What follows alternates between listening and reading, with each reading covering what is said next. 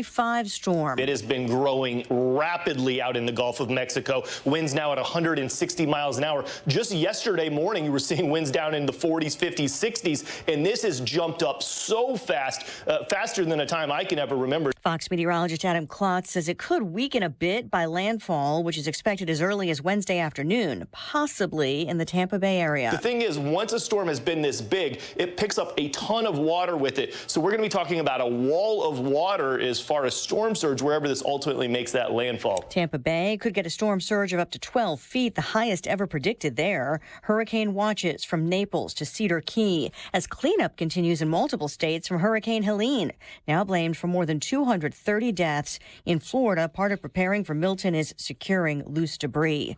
Vigils around the world and the White House marking 1 year since the October 7th Hamas attack on Israel.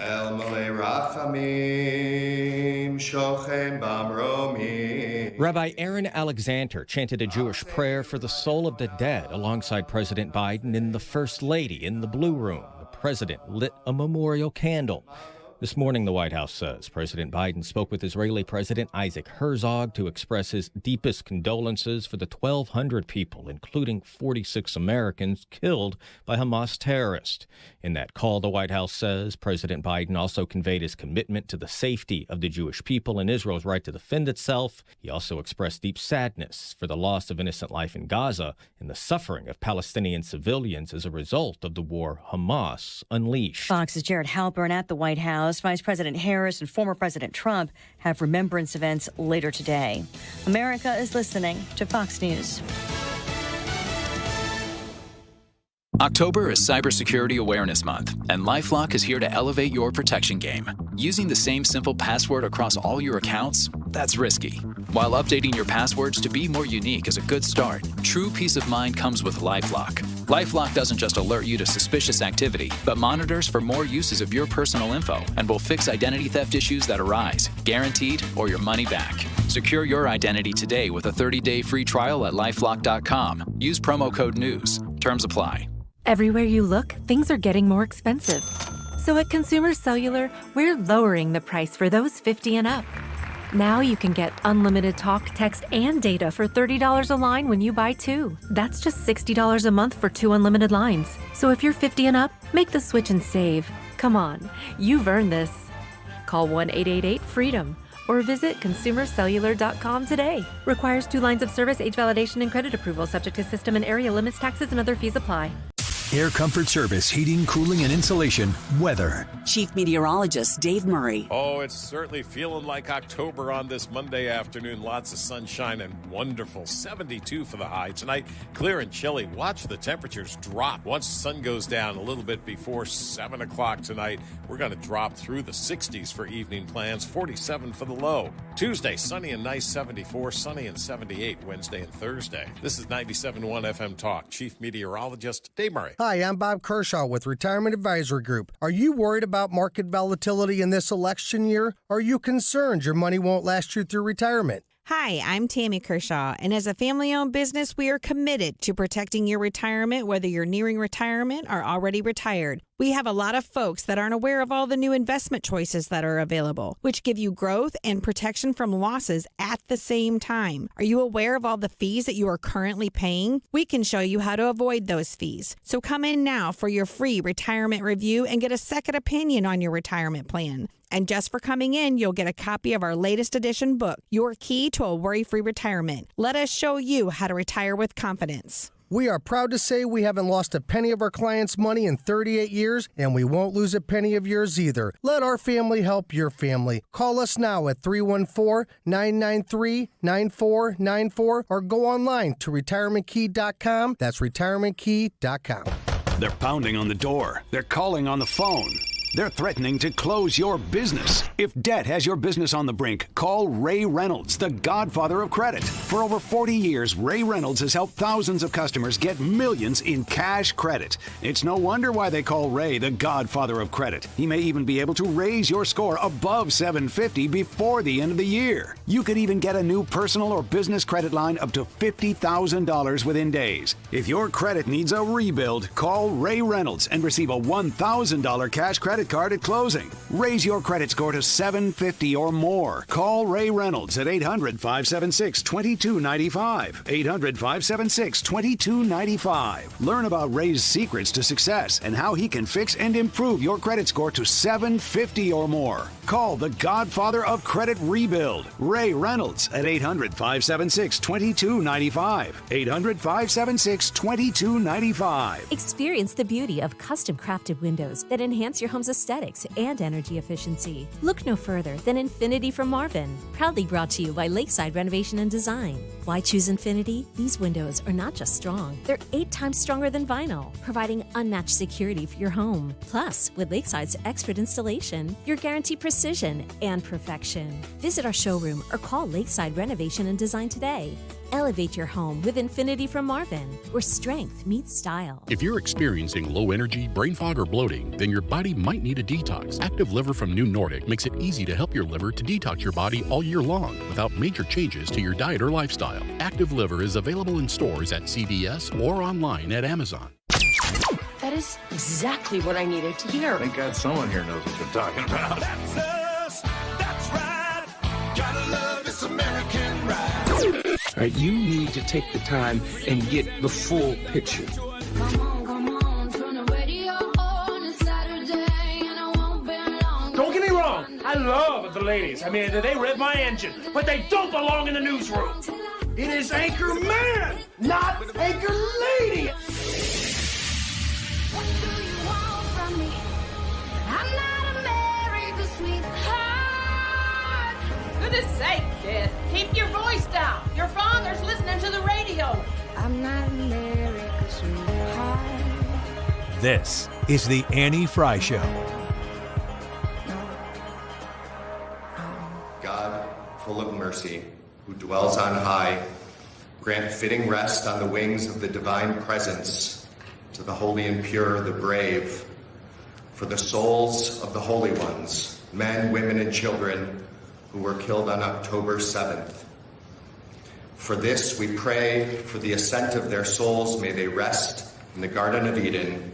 May you shelter them in the shadow of your wings forever, and may their souls be bound up in the bond of everlasting life. May they rest in peace. And we say amen. A rabbi offers a prayer at the White House today in remembrance of the events that took place 1 year ago on October 7th in Israel. Just the absolute horrific atrocities that were experienced by those people who are living their lives at music festivals in their homes 1 year ago. It's pretty amazing to look back and think about exactly what was experienced that day. The details, if you've never really heard about the details, I'm talking about the details of what Hamas exacted against the Israeli people. It's unimaginable to be on this end of it and to understand exactly what they were willing to do out of pure hatred for those people who were living their lives in Israel. And it's important that we remember what took place that day, because you cannot measure the actions of today of Israel and what they're moving through today. You cannot measure those actions without an understanding of what actually did take place in Israel 1 year ago. An unprecedented and coordinated attack against Israel is taking place right now. This has been a constant scene along the Gaza border. We're hearing horrific stories of people just grabbing whatever weapon they had at home and trying to fight off the militants that were entering their communities. Just a few hours ago, a woman said that she received a phone call from her niece, who's 8 years old, and said she's hiding inside her kibbutz. They have killed mommy and daddy. She's hiding with her 4-year-old brother underneath a bed. They've been there for hours. No one's coming to get them. A Hamas terrorist stood in the middle of the road and shot him while he was driving an ambulance. He was going to save lives, and he was killed by on his way. I think it's horrific to look back on those moments and to understand. I mean, what you heard there is the G-rated version of what actually took place in Israel. And when you understand that the people of Israel are living in fear of their existence as a people, then everything else starts to make a little bit more sense. We'll speak with Lieutenant Colonel Dakota Wood when we come back in about 15 minutes from now. So don't go away. We're going to get his, I'm going to ask him to explain to you and to me, what does somebody like Dakota Wood want us to know about what took place on October 7th? And what needs to happen to ensure that that never happens again? We'll find out from a man who knows a few things about this, certainly as an expert more than I do. In the meantime, I can't help but notice leading into the show today, I'm watching Fox News here in the studio, listening to it on my way into the station. And, you know, we've talked so much about Hurricane Helene. We've talked about how it has ravaged the East Coast. I think it said 5 states. That's the number on the top, off the top of my head. We've watched as the help has not come to the American people who desperately need it. We've seen the reaction from this administration, and it's just simply not enough. If they feel as though they're doing something, the answer is that it's not enough. Joe Biden spoke on it last week. There have obviously been a number of crises that the country has been facing over the past several days with the hurricane, with the port strike, with the situation in the Middle East. Can you talk about how your vice president, who is running for the presidency, has worked on these crises and what role she has played over the past several days? Well, I'm in constant contact with her. She's aware we're singing from the same song sheet. She helped pass all the laws that are being employed now. She was a major player in everything we've done, including passage of legislation which we were told we could never pass. And so she's been, and her staff is interlocked with mine in terms of all the things we're doing. He couldn't have left any room there. There's no room between Joe Biden and Kamala Harris in the response to, specifically in this question that was asked, is the actions of the Biden-Harris administration on response to hurricane relief, on the port strike, on the issues that have faced this administration. The Biden-Harris administration is exactly that. It's the Biden-Harris administration. J.D. Vance had something to say about their hurricane relief. Yeah, well, I mean, first of all, you have to separate what people are saying. They'll say, well, there's a bucket of money in FEMA that's gone to illegal aliens, and that's somehow separate than the bucket of money that should by right go to American citizens. I think that misses the fundamental point that the Biden-Harris administration has turned FEMA effectively into an agency that helps to resettle and helps to deal with illegal immigration. He makes a fantastic point there. Knowing that this administration has willfully used FEMA emergency money to support people who are coming here illegally through asylum, through whatever means that the Biden-Harris administration has set up for them to have some sort of fabricated legal status here, if even, that the money coming out of the pockets of North Carolinians, South Carolinians, Georgians, Floridians, the dollars that are coming out of their pockets are very much so, in fact, going to house and home people who have come across the Biden-Harris open border. That is a fact of the matter. Now, some people might say, no, it's different. It's a different funding base. It's not the emergency, the storm recovery. These are very separate things. Well, I give you Karine Jean-Pierre in 2022. Administrators have been meeting with city officials on site to coordinate available federal support from FEMA and other federal agencies. Funding is also available through FEMA's emergency food and shelter program to eligible local governments and non-for-profit organizations. Did you hear that? Did you hear what Karine Jean-Pierre just said there? This is in 2022. One more time. City officials on site to coordinate available federal support from FEMA and other federal agencies. Funding is also available through FEMA's emergency food and shelter program. The emergency food and shelter program, those monies have been made available to these migrants. And now they're running out of money. But if you're the federal government, and especially if you're a big government Democrat, or even worse, a big government Republican, and you feel like you've always got a check to write because you can always go back to the money tree, the one that comes from the taxpayer, that comes from you. paying higher prices at the gas pump, paying higher prices at the grocery store, paying higher prices everywhere you go for everything. If we have another emergency, that they need the money, we'll just go back to the taxpayers to get it.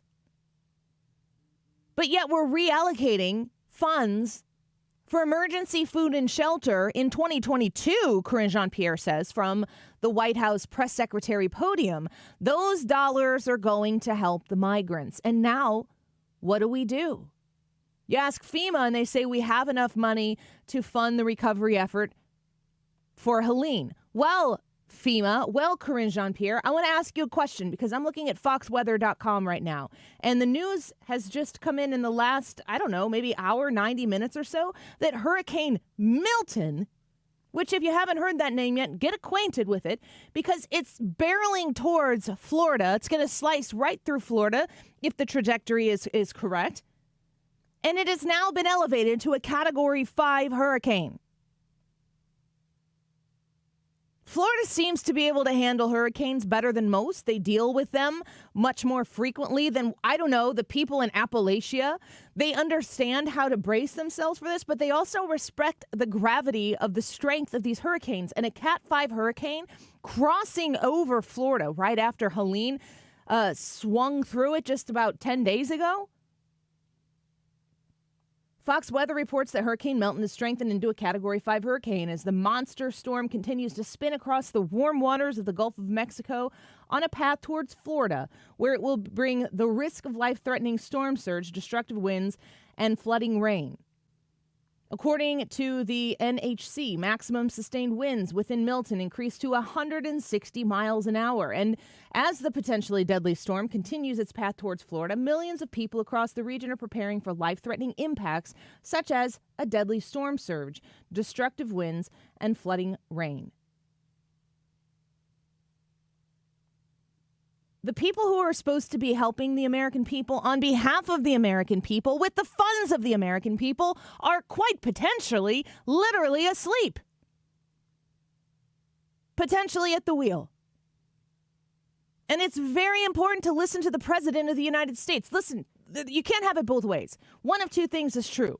Either the President of the United States knows exactly what he's doing, knows exactly what he's saying, knows exactly the decisions he's making and the gravity they have on the American people when he says that they are singing exactly from the same song page and that they are inseparable in the Joe Biden-Kamala Harris administration, that they talk to each other in constant contact. Either the president has his wits about him or he does not. And if he does not, why the hell is he still the president of the United States? Either he knows what he's saying and he's correct in that he and Kamala Harris are in lockstep, or he's not. And if he's not, get him out of there. If Kamala Harris is so different and she wants to be the president of the United States and she wants to separate herself from some of the policies of the Biden administration, now would be the time. Kamala, where are you? Do you have the guts to stand up to even the person who is your boss to say that this is not the way we should do things? Do you have the guts to say to the American people, no, we should be doing it differently? If you don't have the guts to stand up to Joe Biden, how are you going to handle Putin? How are you going to handle Kim Jong-un? How are you going to handle President Xi?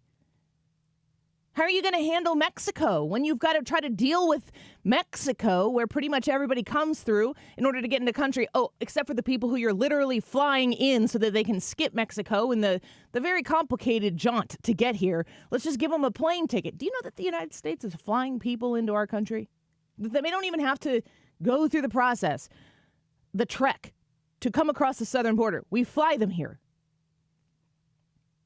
Is that a policy that you'd like to separate yourself from the Biden administration, Vice President Harris? Now's the time to start talking. We're all listening. We're all waiting to see why it is that you're running for president and why what you would do as the president of the United States, the commander-in-chief, would be just a little bit different than what we're currently dealing with right now. Because what we're dealing with right now, quite frankly, sucks. And we need a change. Just ask Tim Walz. We can't do this for 4 more years. What's different, Vice President Harris? How are you different? Is the President of the United States of America, Joe Biden, not within his right mind when he says that you are in lockstep? If he is not within his right mind, you as the Vice President should be leading the charge on the 25th Amendment.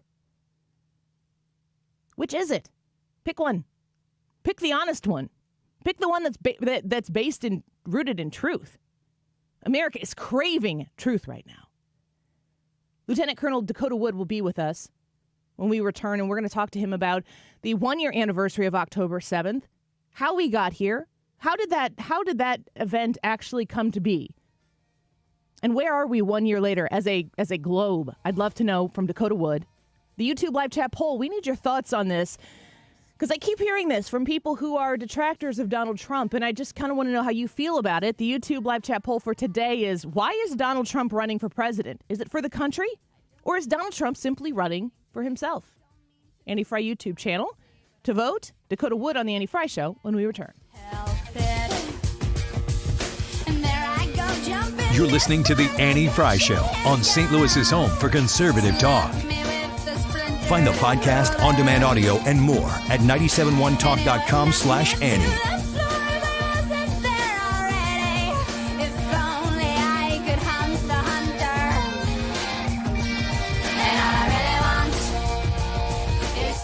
Window World, the windows that are simply the best for less. If you are looking for replacement windows for your home, you need to check out windowworldSTLouis.com. That's the website where you can dig a little bit deeper into what I'm saying right here. But the key thing that I want you to understand why you need to give them a call at 314-993-1800 or jump onto the website at windowworldSTLouis.com is right now they're offering 36 months, same as cash financing with approved credit.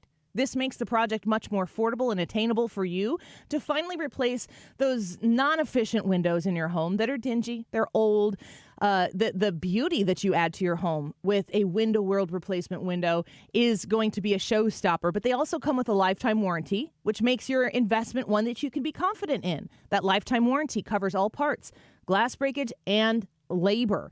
If you are in the market for new windows, reach out to them at 314-993-1800, 314-993-1800, and mention the Annie Fry Show when you do to be entered to win St. Louis Blues tickets. WindowWorldSTLouis.com. Hey, St. Louis, are you in search of top-notch cybersecurity solutions? Look no further. ThrottleNet is here to help. Ransomware attacks are on the rise, putting businesses like yours at risk. Don't let cyber criminals jeopardize your hard-earned success. ThrottleNet provides comprehensive cybersecurity services tailored specifically to your unique needs.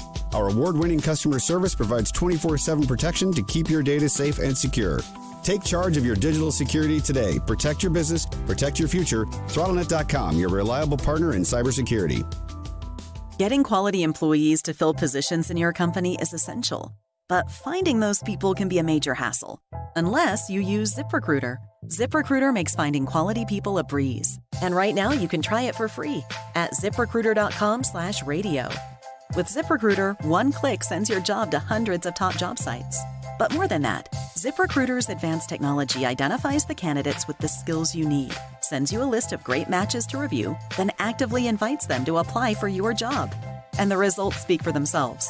4 out of 5 employers who post on ZipRecruiter get a quality candidate within the first day. That's right, the first day. Now you can focus on your business and let ZipRecruiter do the work finding the best people for you. See for yourself. Experience the ease, efficiency, and power of ZipRecruiter for free. Just go to ZipRecruiter.com/radio. That's ZipRecruiter.com/radio. ZipRecruiter.com/radio. Are you worried about the state of the economy? Concerned about market crashes and rising inflation wiping out your savings? At Noble Gold Investments, we understand your fears and have a solution. Call us today at 1-888-403-1050. Imagine safeguarding you and your family with a tangible asset that has stood the test of time. Gold. With Noble Gold Investments, you can diversify your portfolio and protect your wealth from economic turmoil. Our team will guide you through the process process ensuring you make informed decisions that best suit your needs. Call Noble Gold Investments today at 1-888-403-1050. That's 1-888-403-1050. The future is uncertain. Take control now. Call 1-888-403-1050. Past performance may not be indicative of future results. Investing in precious metals, including gold, involves risks. Consult with your tax attorney or financial professional before making an investment decision. I'm Rick Julius, a partner at Cordell & Cordell. As a business owner in these uncertain economic times, you struggle to guard your life's work against unexpected challenges. But can it withstand the sudden disruption of a divorce? When your hard-earned work is at risk, count on our experience and advocacy in handling these matters at Cordell & Cordell. Schedule an appointment with one of our Missouri or Illinois attorneys. The choice of a lawyer is an important decision and should not be based solely upon advertisements. 600 Kelwood Parkway, Suite 310, Town and Country, Missouri, 63017. Joseph Cordell, licensed in Missouri and Illinois only. CordellCordell.com. You're listening to the Annie Fry Show live from the Air Comfort Service Heating, Cooling, and Insulation Studio. Air Comfort Service is celebrating 55 years of residential and commercial service, maintenance, and installation of heating and cooling systems. Get in your comfort zone. Visit aircomfortservice.com. You've got thoughts. Did you know you also have a microphone? Listen to 97.1 on the Odyssey app and click the microphone to leave a voice message. Whatever's on your mind, let us know by clicking the microphone in the Odyssey app. This is the Annie Fry Show. The Annie Fry Show is streaming online. Watch us live on YouTube and subscribe.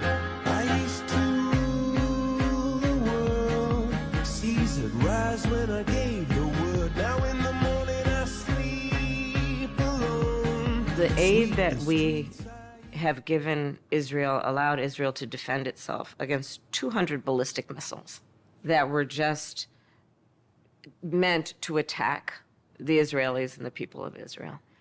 And when we think about the threat that Hamas, Hezbollah presents, Iran, I think that it is without any question, our imperative to do what we can to allow Israel to defend itself against those kinds of attacks. Now, the work that we do diplomatically with the leadership of Israel is an ongoing pursuit around making clear our principles, which include the need for humanitarian aid, the need for this war to end, the need for a deal to be done, which would release the hostages and create a ceasefire. And we're not going to stop in terms of putting that pressure. So Kamala Harris wants a ceasefire, and she's trying to claim that she understands exactly how this Middle Eastern conflict actually is, how it came to existence and what it is right now. It is important to remember, and she articulated it there, that there are still There's still 4 American hostages, as I understand it, that were taken a year ago. They've been held for a year. She's saying that they're doing what they can to try to bring this conflict to the conclusion of a ceasefire. And I have to ask, is it even possible to pressure Israel to come to the conclusion where a ceasefire would actually end up happening? Yes, Israel seems to be launching attacks against their enemies, but they seem to be retaliatory perpetually. Let's get to somebody who really knows what they're talking about when it comes to this conflict. Our friend Lieutenant Colonel Dakota Wood back with us once again. We're excited to have you back. Dakota, thank you for being with us here today. A very solemn day as we remember the 1-year marking of the terrible, horrific attacks in Israel on October 7th. Yeah, I mean, these anniversaries are just tragic reminders. Everything that you were saying and implying that you have to have a day thinking back a year where 1,200 people just weren't murdered, but tortured, burned, baked in ovens, brutally raped, decapitated. I mean, it was just absolutely horrific. And 250 or so taken hostage, many of those killed, some of them rescued, and still around 100 plus or minus a few. They're still being held. So in terms of the leading question you had about a negotiated settlement or a ceasefire, it isn't going to happen. So, so long as Hamas, Hezbollah, and Iran pledge the destruction, right, the absolute elimination of the state of Israel, what else can Israel do? I mean, how do you stop fighting in your end when even Hamas as decimated as it's become. On today, that one-year anniversary, launched additional attacks from the Gaza Strip. I mean, how do you deal with that kind of world? And I think the Israelis are really doing the only thing that they can do for the foreseeable future. So we're speaking with Lieutenant Colonel Dakota Wood. What did Israel do leading up to October 7th to provoke this type of attack from Hamas? Like, what led into that horrific attack to cause that to have to be part of the existence over there in the Middle East? I'm being sarcastic here, but they showed reasonableness and patience and tolerance. I mean, they withdrew from the Gaza Strip in 2005, so almost 20 years ago. It's been under the full governance of some form of Palestinian authority. Hamas grabbed power in the Gaza Strip by brutally attacking, using violence against its own people, its rival political parties. So after that occurred, Israel still opened the door. Thousands of Gazans had employment in Israel proper, sending about $2 million, I think, a day or so back into the Gaza Strip area. Any of them could participate in the Israeli economy. The same thing for folks from Lebanon, engaging in exchange with Israel. You could be an Arab, a Muslim, a Palestinian in the state of Israel and hold political office, participate in the economy, voting rights as a citizen, all that stuff, right? So there weren't any attacks into southern Lebanon other than in response to attacks from Hezbollah, a daily basis for the past year from southern Lebanon. And they've been fighting kind of a running war with Hezbollah even since 2005, had a big battle in 2006. So Israel has been under assault from all these folks, from Iranian-sponsored groups in Syria for a very long time. And they've tried to accommodate the global community to include pressure from the United States to be reasonable, to be conciliatory, to see to appeasement, and none of their neighbors will abide by those same rules. So, I think about the attacks that just kind of keep creeping up. We listened to Donald Trump talk about how he eliminated ISIS, but then it comes back. And we had the Taliban at bay, but now it's back in a very aggressive way towards peace and prosperity in that region of the world.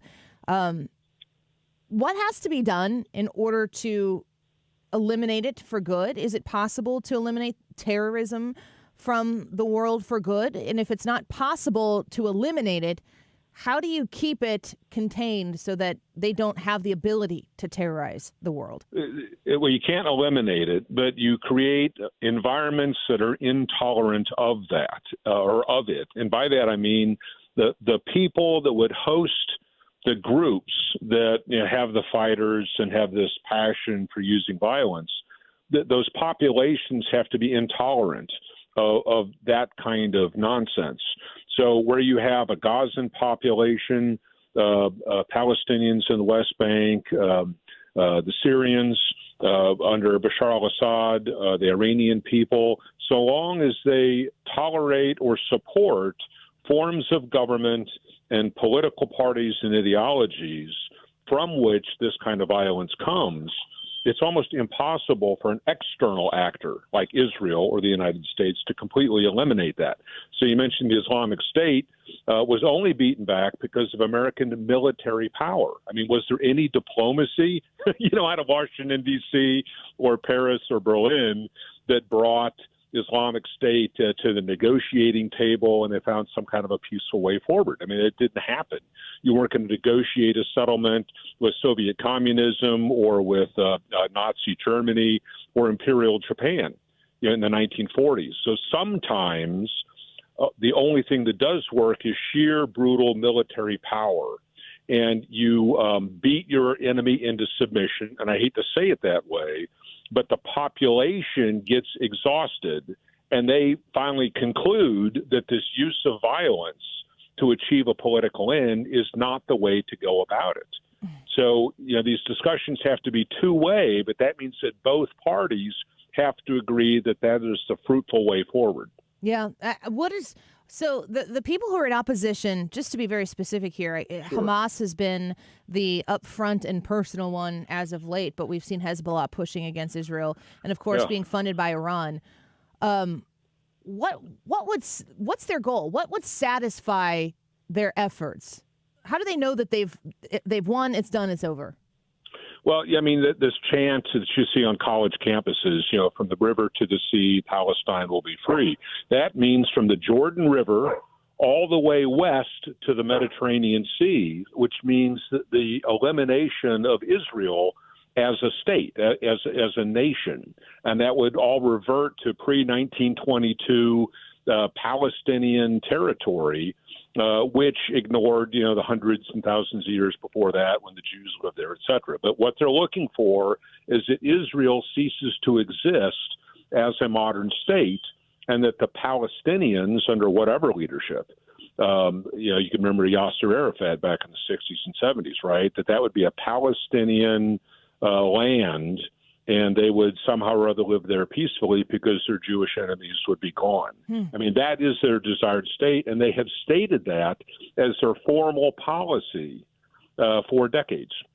So if you're a Jewish person living as a citizen in Israel right now, what happens to you if the goal is attained, if the Hamas goal, if Iran's goal is attained from the river to the sea? How did the Jewish people in Israel fit into that plan? They would fit into a Palestinian-controlled state, just as Jews fit into Iraq, Syria, maybe Saudi Arabia. There's a handful of Jews that live there and try to observe their traditions and religion and all that. So in other words, you are an absolute minority with no political power, and you suffer the whims of the majority religious factions around you. So it would be that you are a stateless entity. And keep in mind that when you look at the world map, there are 50 Muslim majority countries around the world. Many of them, like 80 or 90% Muslim. There's only one Jewish state, and that's the country of Israel. So if you don't have an Israel, then the Jews just become a displaced people again with no homeland, and they will always be subject to whatever abuses or injustices or minority status that they would have to live in any given country. Do these terrorist organizations that want the river to the sea goal to be attained, do they want to live peacefully with Jewish people? No, there is an absolute hatred, and it goes back to the time of Abraham, Isaac and Jacob, right, yes, where you had the division between the two brothers, right, yep, and one becomes the Arab people in general. I mean, we're talking about big swaths, and the other the Jewish people that go up into modern-day Israel. So it goes back centuries, this enmity, and it becomes useful on the Muslim side, and again, I'm painting a very broad brush here, between Sunni and Shia, the militant factions, to use the Jews as kind of a whipping post, right? That everybody can agree to hate the Jews, just like everybody can agree to hate the United States, because it buttresses your standing within your own domestic community. So you offset this conflict between Shia and Sunni by turning to the left and everybody hates Israel, right? So if you can prove that you can kill more Jews or eliminate the country or hurt the country of Israel, then it increases or enhances your standing and your stature, and you get more support. So there's three different lines of argument on that. We're speaking with Lieutenant Colonel Dakota Wood. You brought up the United States and how they can be considered a pariah in these same sort of circles that hate Israel, of course. We have an election coming up. I think that it's pretty clear that the Kamala Harris approach is very similar, if not exactly the same as the Joe Biden approach. Donald Trump's approach would be much different. It was when he was in office. You would presume that he would take a much different approach when he would take office once again, be inaugurated in January. How quickly do these things? How quickly is the stage reset if a new administration in the United States of America, an ocean away, is reestablished?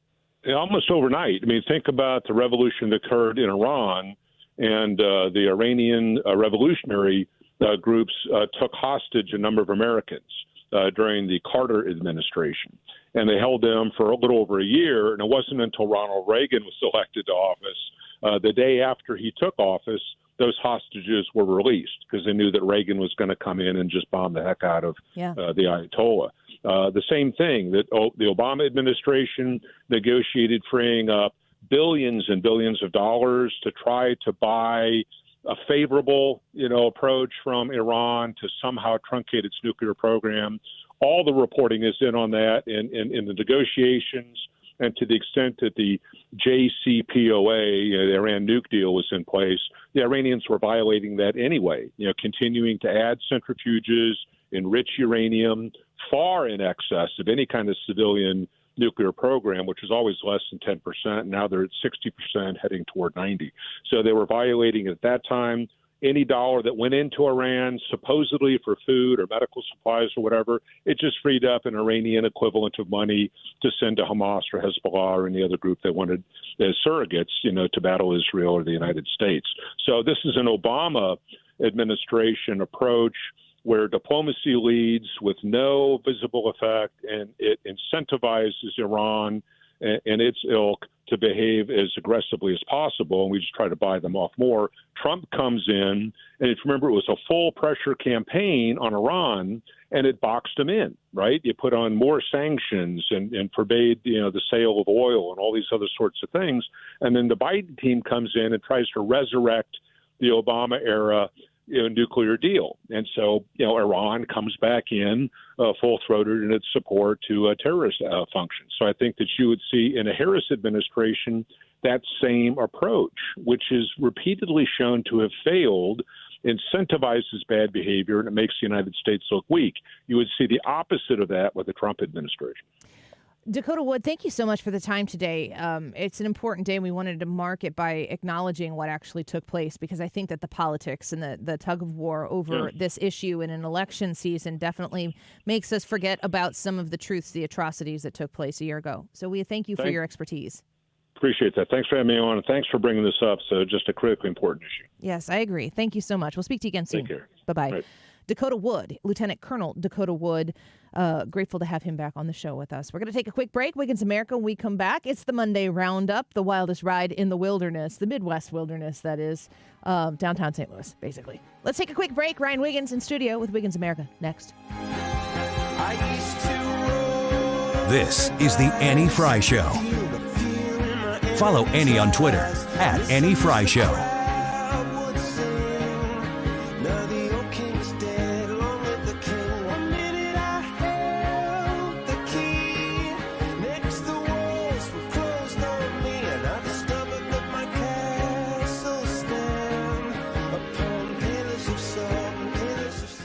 The Diamond Shop, online at thediamondshop.net.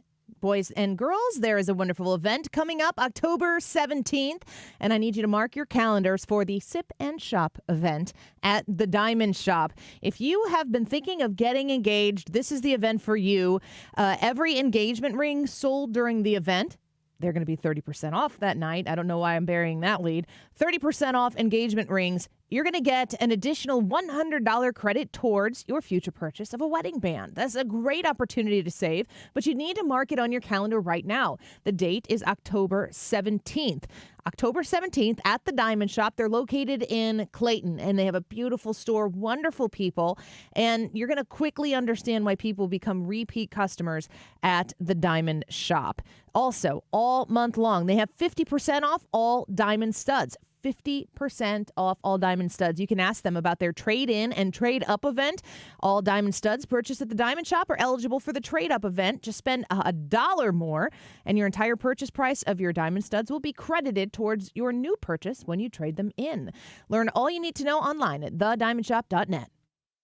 Hey guys, Glover here with my friends at Triton Exteriors, specifically my friend Tim Nesbitt, who is the owner. He is from the customer service business, 20 years in the restaurant business, so the answer is yes. What's the question? Anything you need. Hospitality, personal service, we're upscale. We're a James Hardy company. Roofing and siding and gutters and great value. Tim just texted me and he beat the next closest bid by $15,000 just this week. You can call 314-717-1159 or triton-stl.com. Attention Missouri Medicaid members. If you need assistance with daily living, you can receive a free service from Freedom Care in your own home from a loved one. With Freedom Care, you decide who provides your daily care with help preparing meals, bathing, laundry, transportation, and more. A family member or friend that gets paid instantly after every shift. It's all funded by Medicaid and 100% free to you. Call now to check your eligibility. New to Medicaid, the Freedom Care family will guide you through enrollment, making it stress-free for patients and caregivers. With over 5,000 five-star Google reviews, we've perfected at-home care for Medicaid members and caregivers. This service is free to you through Medicaid, and with our InstaPay app, caregivers are paid instantly. So go to freedomcare.com or call 314-557-7915. 314-557-7915. 314-557-7915.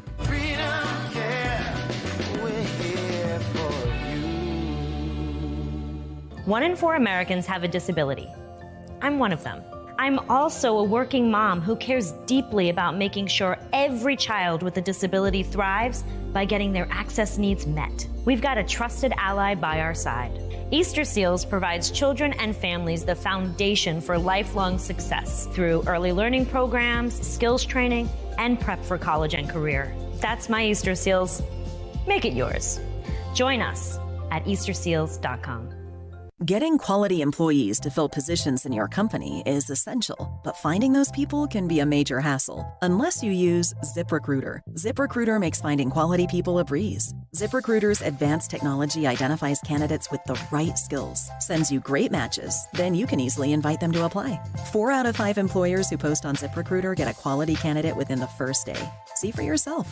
Go to ZipRecruiter.com/free to try ZipRecruiter for free. That's ZipRecruiter.com/free. A lot of people, when they come in, they'll say, this is my last hope. The next step is getting them in the right arch supports. Our goal is to have that long-term change for them, to see someone that is in pain. I change things for them. See how we can help you with a free fitting at the Good Feet store. Why is Donald Trump running for president? That's today's YouTube live chat poll. Is it for the country or is it for himself? Those are your 2 choices. Let us know what you think about this topic. And, of course, leave a comment as to why you think what you think. It is 12:46. This time check is sponsored by Jerry Kelly Heating and Air Conditioning. It's time for a $98 furnace tune-up. 97.1 FM Talk. You're here. Not because of a label, but because conservative ideas actually work. St. Louis is home for conservative talk.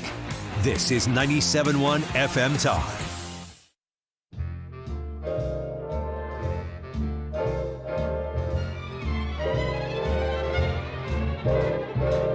This is the Annie Fry Show. Interact with Annie on Facebook. The Annie Fry Show. That strips my conscience bare. It's Wiggins! Monday Roundup! Yeah! This here's the wildest ride in the wilderness! People were commenting they're ready to see your outfit of the day. Oh, yeah. I kind of think that maybe we're going to do a social media thing today. Or, like, starting today. Are we? Does this qualify? Can you see it? Big Deborah. There we go. Big Deborah. No little Debbie today. It's Big Deborah. And this was a very kind gift from Brad Range for my birthday. Anybody comment on that shirt today? I'm going to be honest, when I said that, I hadn't seen what you were wearing today, so I didn't know that's what you were wearing. You didn't know what it was? No, I just thought you were wearing a flannel shirt. There have been more people there have been more people comment on the shirt than not. Yeah. So around the office, I'd have to count those who didn't comment on it. We don't have any Deborahs here, right?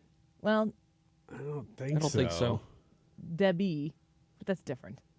Well, kind of. I mean, it's based on Little Debbie. If I were... So... No. Debbie Monterey? Yeah, but... That's different. But, I mean, Debbie is what the joke is based on, is Little Debbie. So. I'm trying to give you a little cover from Debbie Monterey. Don't worry about it. But he insists, so... I haven't walked through the Camel X newsroom yet. Well, it might be hard to tell on the stream also, but what makes her Big Deborah is she has a pretty nice double chin going on. Yeah, she definitely... Yep. Has had a oatmeal cream pie or 7. Yeah. So, just a reminder to get your Little Debbies before the holidays. Before Big Deborah. So you can become Big Deborah. I have to admit, I didn't know where that sentence was going when I started it. Yeah, we could tell. This is the Monday Roundup. So these are the stories that are like second page, third page, maybe even some fourth pagers that you've missed over the weekend. The first one, though, federal appeals court allows betting on elections, ruling against the government. So apparently it was legally in a gray area until now. A federal appeals court has declined to block a lower court's decision that allowed betting on 2024 federal elections as of last week.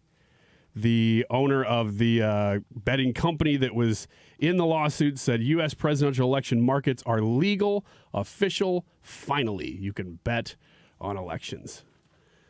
I'm not sure how I feel about this or whether I have strong opinions one way or another, but I'm sure some people do. So there you go. It is legal to bet on elections now. My thoughts exactly. It's like, I don't know how I feel about this because anytime there's betting, things go sideways real fast. But I don't know that politics can't go sideways real fast either way. Yeah, are we going to have a lot of situations where people are like voting for Trump, but they're putting money down on Kamala or the other way around? The emotional hedge bet? Are you going to be kind of like twisted inside where you're not sure who you hope wins, even if you're voting for the opposite person you're betting for? If you lose a bet, if you're betting on Kamala Harris and you lose that bet, you still win. This is true. So, but you also lose. It's a matter of perspective, Ethan. Well, it depends how much money you got down. Exactly. Maybe I should bet so big on Kamala Harris that if she wins, I win a lot of money. Yeah. Personally, but if she loses, then we all win together, and that's win-win. Yeah. Team player. Or that's what I heard. I guess you could hear it lose-lose, but that's not how I would see it. Bet whatever you'd estimate you'd gain in taxes with the Trump presidency. She's probably going to take it all anyway. You just probably, in the end, I'm probably just making her richer. She's going to pass a law that taxes winnings on election bets. My first act as president, signing from the Resolute desk, is taking Annie's bet money. I've only ever bet on one thing ever, and it was her winning, and she's going to steal it. Specifically you. Yeah. I don't know that that's legal. I do personally feel attacked by Kamala Harris, but go on. Okay, next one. There we go. Yeehaw. All the details you need to know about the McDonald's Chicken Big Mac are here. And all the details are they are replacing the meat with chicken. There is a 5-page article about it, but you don't need to know much else other than Chicken Big Macs are coming to McDonald's near you. And instead of having the beef patties, you have chicken patties. I've got is a it question. Real chicken or is it fake chicken? Is it like a McChicken? That's a good. Like, is it minced chicken or is it a chicken breast? Not minced. What do you call it? Fake chicken. Fake chicken? I didn't know they were allowed to serve fake chicken. This is fake chicken now? The kind with the feet in it. That's real chicken. That shows that it was real not too long ago. Yeah, let's talk about your refined palate in fast food as evidence of quality white meat chicken breast chicken on a sandwich. What do you consider to be like real chicken? I would say, Chick-fil-A. If it's like a brown The color. Popeyes sandwich, they have like a full chicken breast. Yeah. It's not pulled apart and then processed. And created into something else. Yeah, but it's still chicken. It's just you're probably eating beak. Okay. Pink slime. Yeah, Google it. Yeah. Exactly. So my guess is that this is probably a chicken patty. I don't think you're getting like a full chicken breast in there twice in one sandwich. But just so you know, it is coming soon, and you can try it soon. Pass. Okay. Anybody else? You going to try this? Probably not. I'm pretty sure I've already tried this. You've created it at home? home? Yeah, not at home, but I've ordered Big Macs like that. Wait, what do you mean? What do you mean? Yeah, what does this mean? You don't think I got to 330 pounds by eating like vegetables, do you? I used to experiment at fast food restaurants. This stuff was boring. What would you tell them at the window? That's what I want to know. Can you give me a Big Mac, but substitute McChicken patties on it instead of beef? And they would do it? Yeah. You've got to pay for the extra whatever the patties are, but they definitely do it. So they're charging you for a Big Mac, and then the patties on top of it. Yeah, it was a waste of money. Wow. Okay, well, let's stick with some food news then. Endless Shrimp at Red Lobster. The new CEO says it wasn't just an internet rumor. This is your food news No. I'm just telling you. For the week, this qualifies? you've cashed in. Okay, I don't get to do the food news later in the week. Especially fast food. Red Lobster's new CEO says it's not just an internet rumor. The endless shrimp is what did the chain in. It is what caused Red Lobster to go bankrupt. Huh. Why didn't they just shrimp. stop Endless Shrimp? They did, but they were already $11 million in the hole on it, and they were already struggling. And so they asked the new CEO, "Do you think Endless Shrimp could ever come back?" His very quick answer: No. I bet Trump could get it back. I'm just saying. Ooh, Endless Shrimp. He needs to come out. No tax on tips. Endless Shrimp. It'd be over before it started. Why even have an election? All the money on Trump. Let's see here. The world's smallest Rubik's Cube has been unveiled this weekend. It's about freaking time. Right? You get tired. The They've Rubik's always Cube been is too so big, big. you know? Like you're holding it in your hand, you're like, this is a waste of space. I could be doing other things with my hands, Brian. Exactly. You could be doing lots of other things with your hands. And so Japanese toy maker Mega House has released an actual Rubik's Cube that is small enough to fit under your fingernail. Finally. So, yeah. Some people are worried about the price of groceries, but at least we have this. Well, I have great news for you. Yeah. It's also very expensive. Okay, so even better. But inflation. The price is $5,320. Say again? $5,320. What's it made out of? For the Rubik's Cube made out of plastic that can fit under your fingernail. Maybe like all the red spots on the thing were rubies. Nope. And Nope, that would make sense. Can you even see it? I mean, under your fingernail. I mean, that's how do you? The best part. How do you? Can't. How do you? It's totally there. We totally shipped it to you. But you hand over the thousands of dollars. Yeah, I don't really get the small items thing because if you're just ridiculously wealthy and you want to show off to your friends, fine. Get something really expensive. And big. Yeah. Add this and to loud. The list, add this to the list of things Trump will make cheaper, when he gets in office. It's a very strange brag. I do want to hear Donald Trump's thoughts on a super expensive but super tiny Rubik's Heck Cube. yeah. The minute he comes on the show, that's question number one. Agreed? We're working on it. Not on that. But yeah, thank you, Ryan. You're welcome. Food news crossed off your list for this week. All right, fine. You combined it. It's a combo deal. I snuck it in. For the low, low price of 12 minutes of your life that you'll never get back. Steve Moore in the next hour. Stick around. We'll be right back.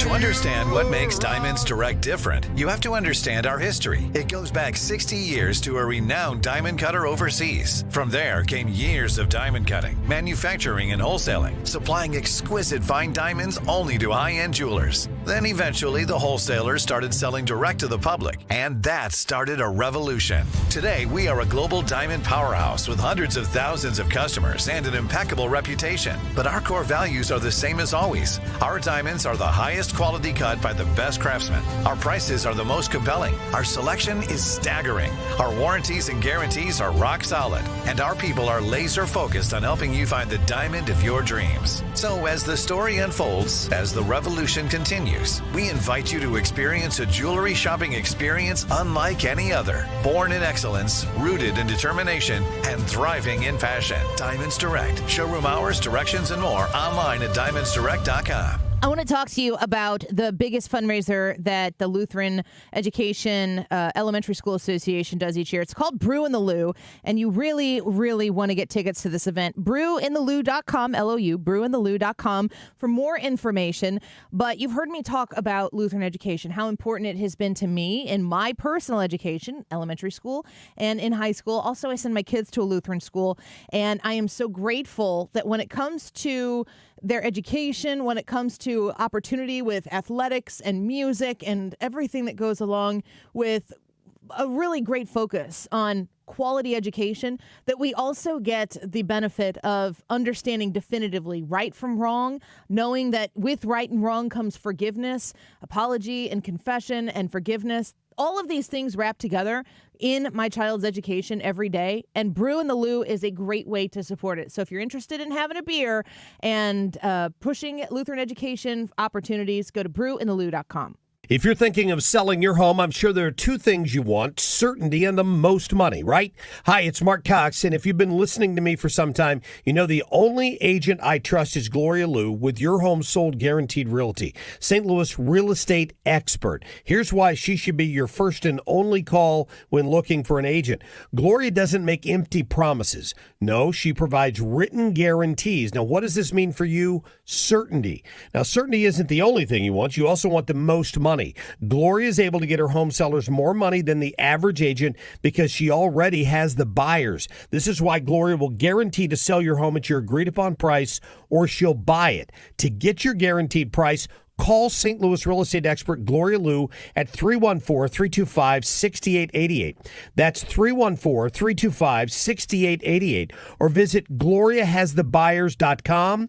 That's GloriaHasTheBuyers.com. Conditions apply. Gloria and seller must agree on price and possession date. KFTK FM Florissant. From the Under Law Injury Lawyers, GetJim.com studio. That's GetJim.com. 97.1 FM Talk. Always live on the free Odyssey app. Up for morning. I'm Lisa Brady, Fox News. As Israel and many around the world mark 1 year since the October 7th Hamas terror attacks, the Israeli military is warning residents to stay off the beaches on Lebanon's southern coast, preparing to launch unspecified operations as they continue to target Iran-backed Hezbollah, also launching more airstrikes as Hezbollah and Hamas keep firing rockets. And this is why Israel is still operating in Gaza. The IDF says there are thousands of terrorists still there.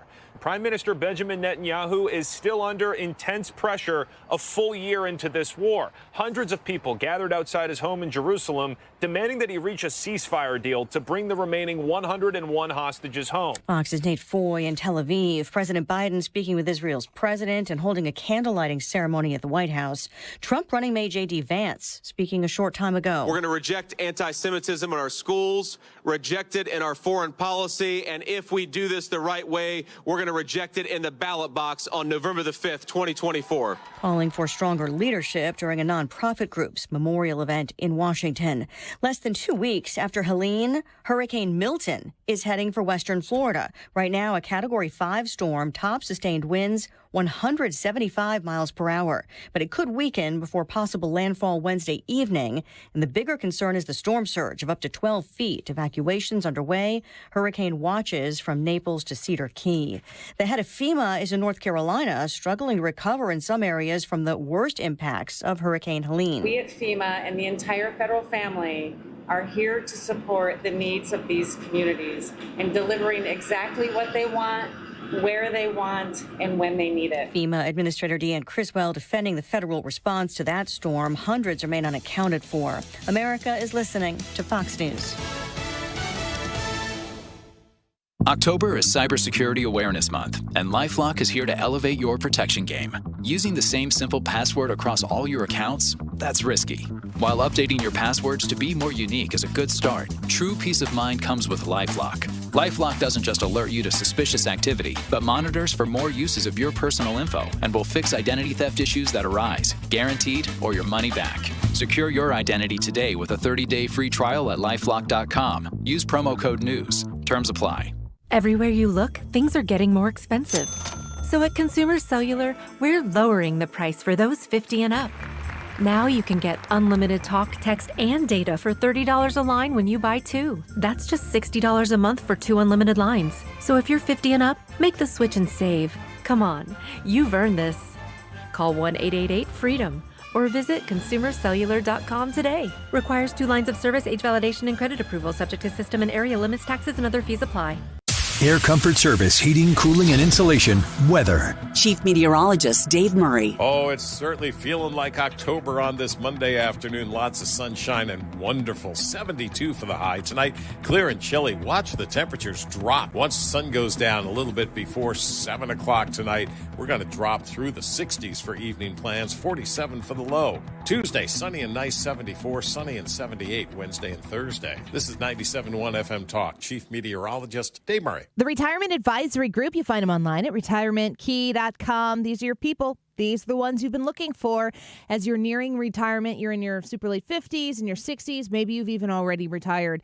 You want to make sure that you don't have to freak out every time the market looks like it's going to freak out. That's where the Retirement Advisory Group comes in. When you call them at 314-993-9494, 314-993-9494.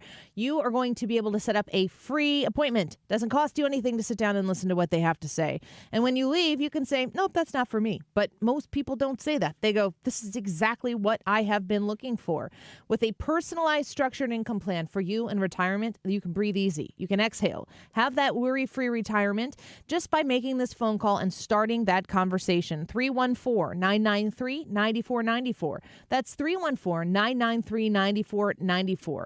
It will show you exactly how much income you're going to have in retirement, how long your money will last, and give you the peace of mind you've been looking for. RetirementKey.com. No need to get technical on heating and cooling. We all want our houses to cool, correct? When it's heating season, we want them to heat, correct? There's not much more to it than that, but I can give you some pointers and tips on the efficiencies, meaning the efficiencies of your house. What you can do to make your house more efficient, and then deciding on what system to purchase, therefore maximizing every single dollar you spent for a furnace and air conditioner. Not spending maximum dollars on a furnace and air conditioner because you're told of an efficiency rating, and that's it. So again, a common sense approach. When you start getting prices for any furnace and air conditioners, call me. It's one easy number, Missouri and Illinois. Again, Missouri and Illinois, the only number, 314-293-2600. Again, that's 314-293-2600, or on the internet, it is bartinman.com. That's Bart with a B, Inman with an I.com. God bless. Tired of those pesky moments when you're streaming your favorite shows? Well, say hello to i3 Broadband's 100% fiber optic network with parental controls. You can manage your kids' screen time, filter content, and keep an eye on their online adventures. All with no annual contracts or hidden fees. Just insanely fast internet and a no-risk 30-day money-back guarantee. Call 877-976-0711 or log on to i3broadband.com/STL. We're local, reliable, and proud to serve St. Louis. Hey, it's Mark Reardon for New Perspective Senior Living in Weldon Spring. This brand new facility offers state-of-the-art independent or assisted living and memory care. New Perspective Weldon Spring is redefining senior living. Visit npseniorliving.com to schedule a tour today. The Annie Fry Show YouTube live chat poll of the day is happening now. Tune in to the Annie Fry Show live stream. Vote and be a part of the conversation by typing in Annie Fry on YouTube. Subscribe and leave a comment. That is exactly what I needed to hear. Thank God someone here knows what they're talking about. That's us. That's right. Gotta love this American ride. All right, you need to take the time and get the full picture. Come on, turn the radio on. It's Saturday and I won't be long. Don't get me wrong. I love the ladies. I mean, they rev my engine, but they don't belong in the newsroom. It is Anchor Man, not Anchor Lady. What do you want from me? I'm not America's sweetheart. Goodness sake, kid. Keep your voice down. Your father's listening to the radio. I'm not America's sweetheart. This is the Annie Fry Show. My plan is about saying that when you invest in small businesses, you invest in the middle class, and you strengthen America's economy. Small businesses are part of the backbone of America's economy. But pardon me, Madam Vice President, the question was, how are you going to pay for it? Well, one of the things is I'm going to make sure that the richest among us who can afford it pay their fair share in taxes. It is not right that teachers and nurses and firefighters are paying a higher tax rate than billionaires and the biggest corporations. And I plan on making that fair. But we're dealing with the real world here. But the real world includes... How are you going to get this through Congress? You know, when you talk quietly with a lot of folks in Congress, they know exactly what I'm talking about because their constituents know exactly what I'm talking about. Their constituents are those firefighters and teachers and nurses. So Kamala Harris says... I don't know if you guys know this, but small businesses are the backbone of our society. Yeah. Groundbreaking. She says that, he goes, how the heck are you going to get this done? And she's like, when people in Congress are talking quietly, they all say that they're up for tax the rich so that you can help the middle class, and it's what their constituents say as well. Then they wouldn't be talking quietly about it, would they? She sucks at this. She's so bad. It is really She's bad. so bad. It also, she in the same. I guess that's just one continuous thought there. Interrupted by a couple of clarify this for me's. But she says, the small business is the backbone of the U.S. economy, and we need to do everything we can to, I guess, tax the rich to give to small businesses, and then teachers, firefighters, and nurses are the recipients. That's not small businesses. What are you talking about? She doesn't know.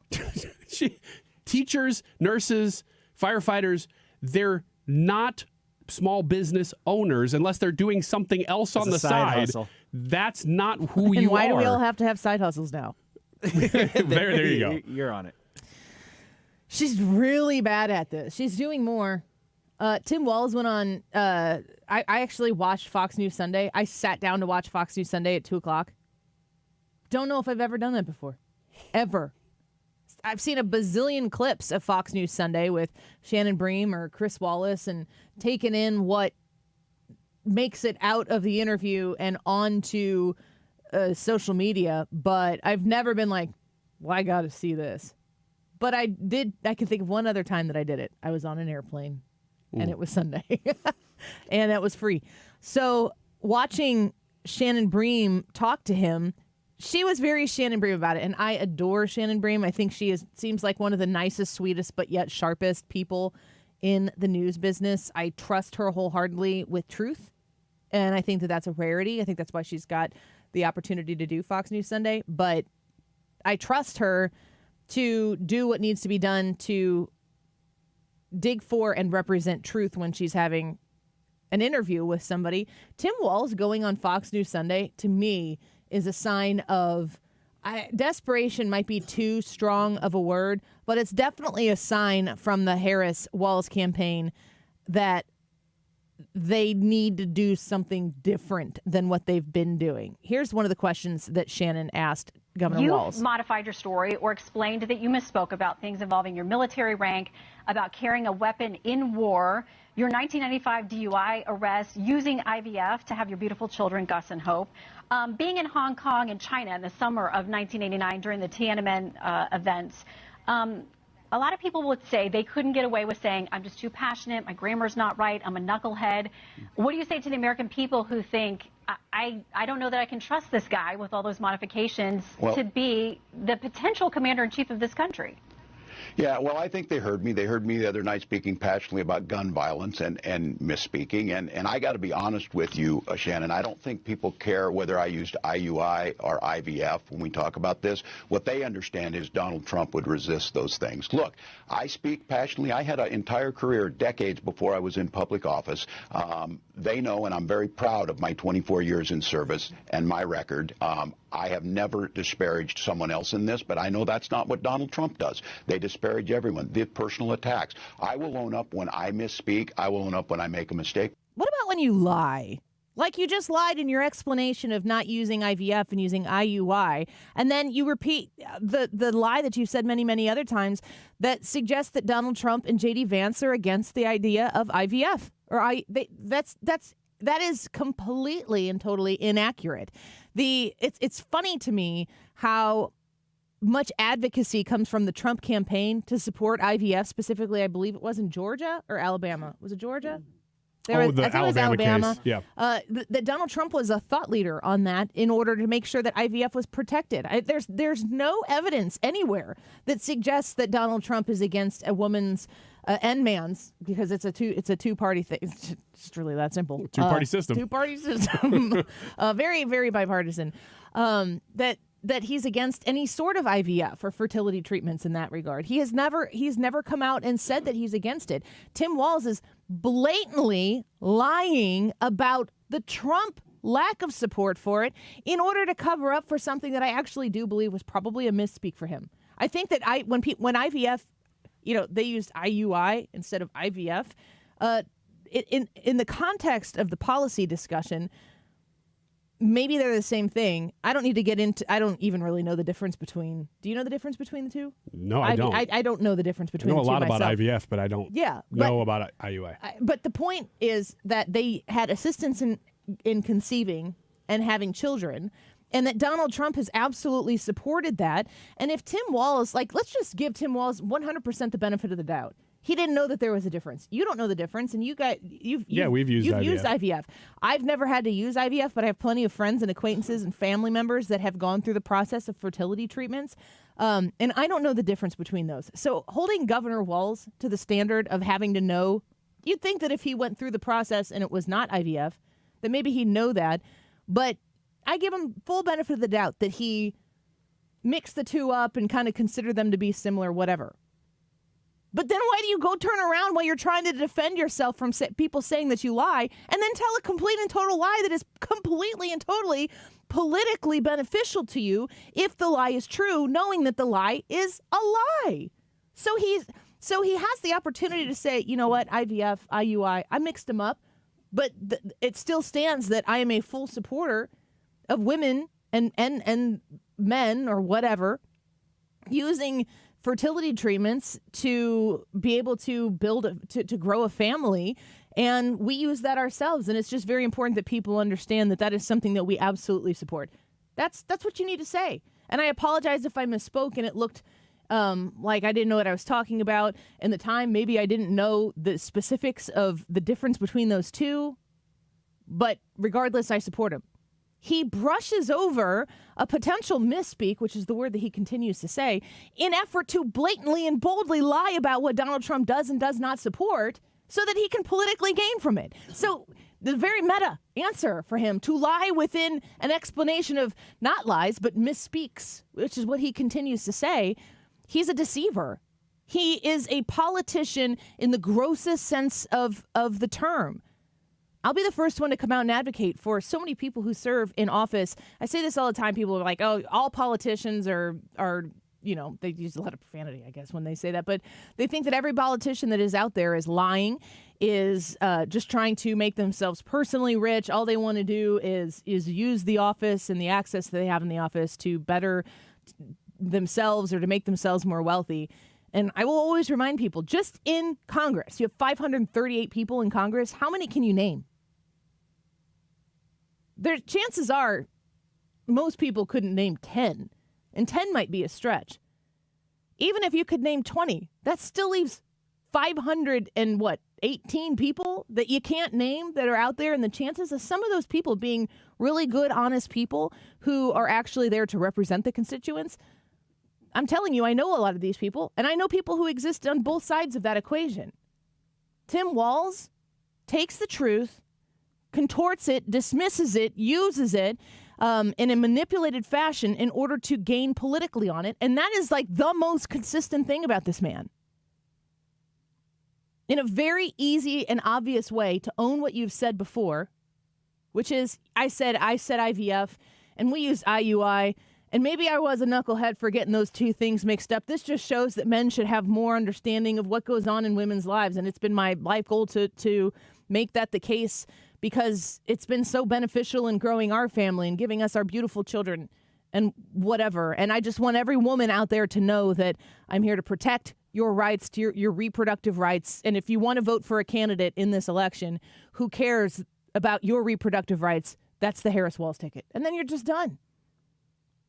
But he can't be done with that. He has to perpetuate a lie. And when he uses a lie to cover up a misspeak, I'm just going to label him as an all-out liar. He doesn't know any better.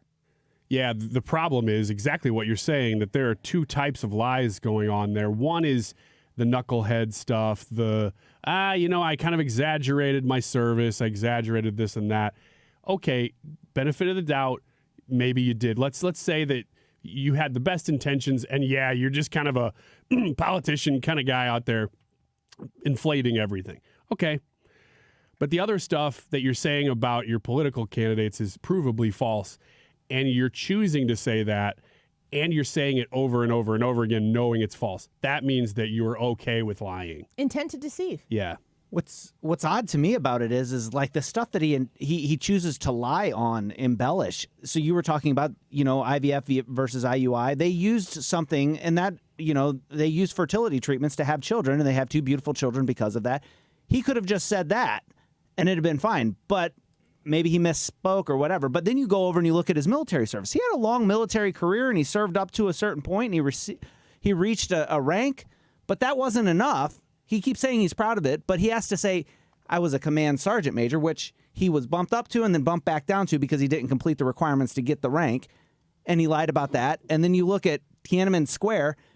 Why on earth do you have to lie about that? He thinks it's Forrest Gump. It's like, well, I was there. I was in it. And it's like, well, I was actually in Hong Kong. I was, and it was months later. And it was not. You were not even in China. So it's weird to me that he has to embellish everything that he does, even on the stuff that would be seemingly something to be proud about. Yeah, imagine being somebody who served in the National Guard, what was it, 24 years or something like that, who did what he did, and who ran on the record that was real and accurate.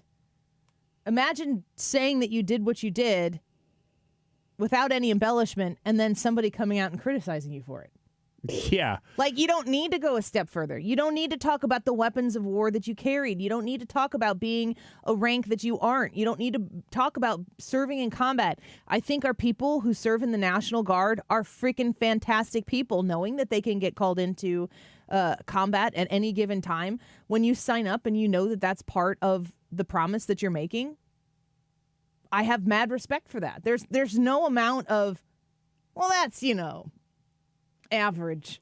Like, nobody thinks that. We love anybody who puts on a uniform and potentially puts them in harm's way in order to protect us. We love our police officers. We love our EMTs. We love the people who show up at a potentially scary situation and are there to help. Firefighters. I mean, you don't have to embellish it, but for some reason, he feels very comfortable bending the truth on a regular basis, and it always is bent in the direction of making him look better than he thinks he actually looks. Like, dude, your service was fantastic as it was. You didn't need the extra spice. You've oversalted here. Yeah, and it's not necessary. Running for federal office is bigger and more. There's much more scrutiny doing what he's doing now than running for governor of Minnesota. But I don't know what politically he was gaining when he was running for these other positions within Minnesota. As if somebody's going to go, he was only a lieutenant colonel. I would have voted for him if he was a colonel. Like what does that gain you? Have you seen the P. Diddy meme that says like, "I'm sorry guys, I was just a knucklehead." No. It's like, is this a worthy defense? I don't think it is for P. Diddy. Let's take a quick break. We're going to connect with Steve Moore, hopefully, when we come back. We're going to talk to him about this election that is coming up and what we heard from Kamala Harris when it comes to her talking about how she's going to fund all of her plans. The rich need to pay their fair share, Kamala Harris says, sort of in a whole lot of words. We'll figure out what Steve Moore says when we come back. True, there was a woman. Yes, she did advance my way.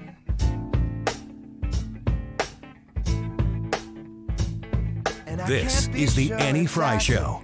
Find the podcast, on-demand audio, and more at 971talk.com/Annie. It was the right time. She was the real thing. I had to walk away. See, don't wanna be stitched up out of my mind. Let's talk about Jen Teskey and RE/MAX Alliance and your home that you've been thinking about selling. And maybe you've waited a little bit. Maybe you didn't want to jump into the buying game because of interest rates, so you've been waiting on selling. And now that rates have come down a little bit, you're thinking maybe this is the time to jump in the market and see what we can do. When you reach out to Jen Teskey and RE/MAX Alliance at 618-541-1010, 618-541-1010, you're going to connect yourself with the Jen Teskey team. JenTeskeyHomes.com. If you are interested in selling in the Illinois regions of Edwardsville, Glen Carbon, Maryville, Troy, Collinsville, anywhere around there, you want the expert that's going to be able to help you navigate a rapidly changing market and make sure you get top dollar for your sale. When you call Jen Teskey and the RE/MAX Alliance team at 618-541-1010, 618-541-1010, you quickly are going to understand how much joy she brings to the experience, and she's very honest and very helpful in making sure that you get a top sale. 618-541-1010, JenTeskeyHomes.com. Oh no, stomach issues again? Stomach issues? Who are you? Your pancreas. I could be the real reason for your diarrhea, gas, bloating, stomach pain, or loose oily stools. I thought it was my stomach. People often do, but any of these symptoms could mean having a condition called exocrine pancreatic insufficiency, or EPI. With EPI, the pancreas doesn't release enough enzymes to break down food, but EPI is manageable. Use the symptom checker on identifyepi.com and speak with your doctor. That's identifyepi.com. Sponsored by AbbVie. I occasionally have nerve discomfort in my hands, so the things I love to do... Let's play something, Grandma.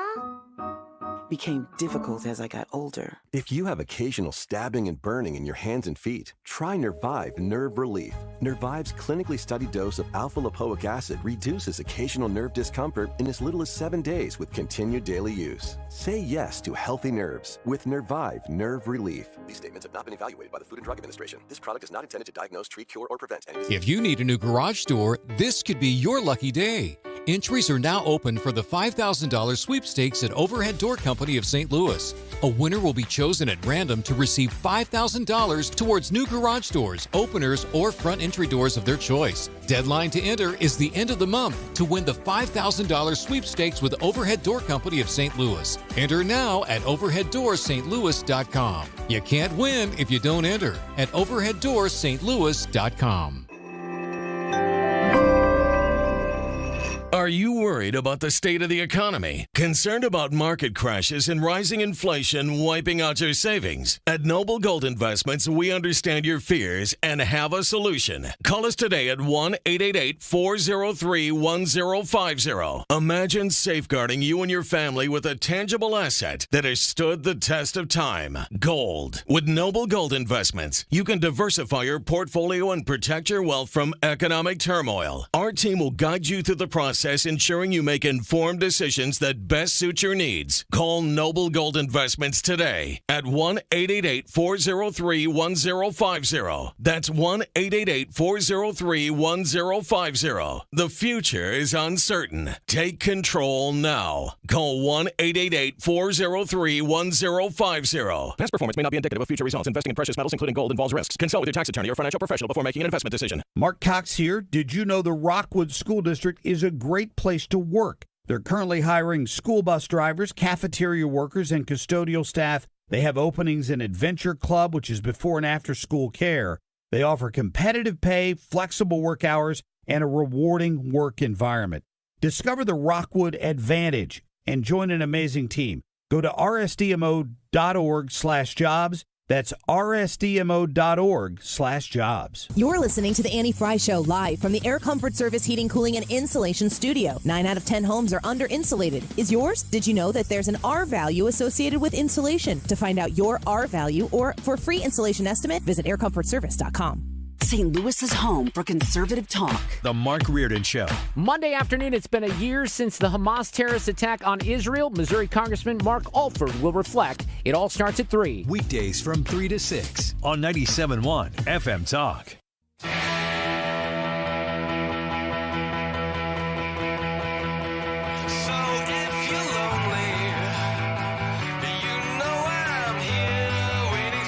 You're listening to The Annie Fry Show.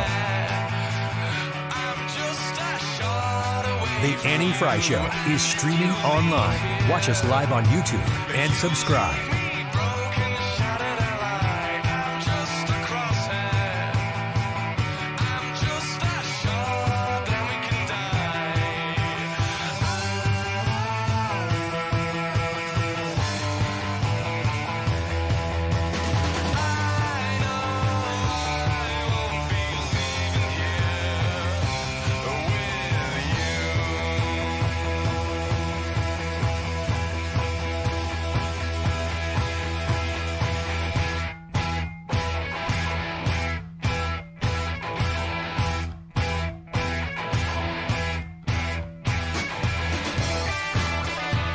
Welcome back to the Annie Fry Show. Thank you for being with us this afternoon. Feels like fall outside. I know that makes Ryan Wiggins happy.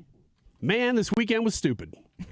It was kind of a lie. The temperature was... It was like Tim Walz was out there trying to tell you it's fall. Yeah. I was like, I don't believe you, Tim Walz, every time I walked outside this weekend. That's every time. Yep. 90 degrees. 90 degrees. I'm like, Tim Walz. Feels like Tim Barack Walz Obama. to me. I think there are people in our audience who probably do that.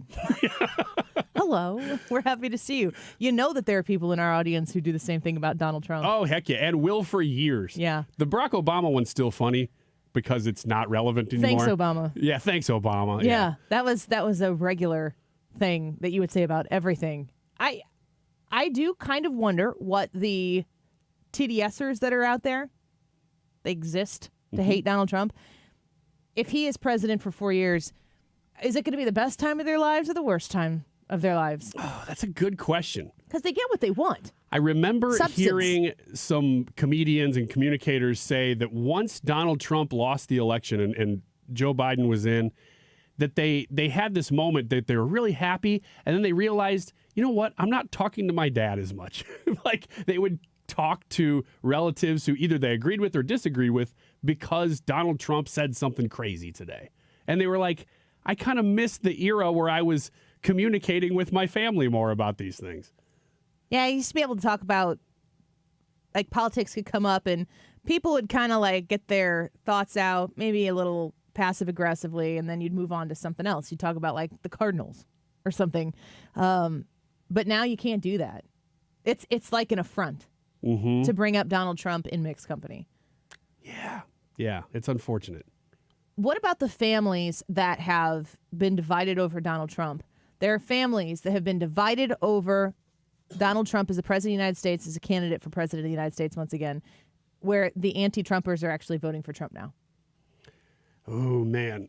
I would love to tell you that I've seen a poll on this, but those people How would you poll that? do not want to be found. No, there are people who have supported Donald Trump the whole time and don't want to be found. Yeah. If you have, I mean, I feel for those people because they've been so actively deceived by a media and they want something to be true so much that the alternative to Donald Trump being the boogeyman that they think that he is, the truth on the other side of that, where he's crass, he's combative, but he's incredibly good for the American economy. He's incredibly good for American safety and security. He's incredibly good for the mentality of America first, which makes our nation a strong nation so that we can use the strength of our nation and the wealth of our nation to help other nations that are in need. All of these things come together to say that while he might not be the person you want to, this always gets me, like, I wouldn't want Donald Trump to babysit my kids. I'm like, I don't think he's offering. I think you're good there.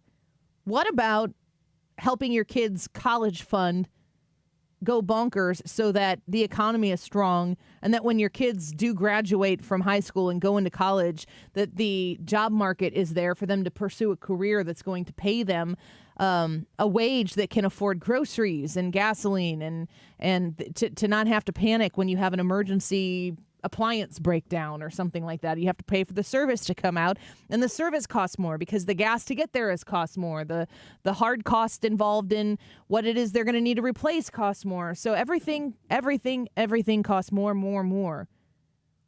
Do you hate your children's future so much that your emotions are going to stop you from voting for what's best for them in the decades to come?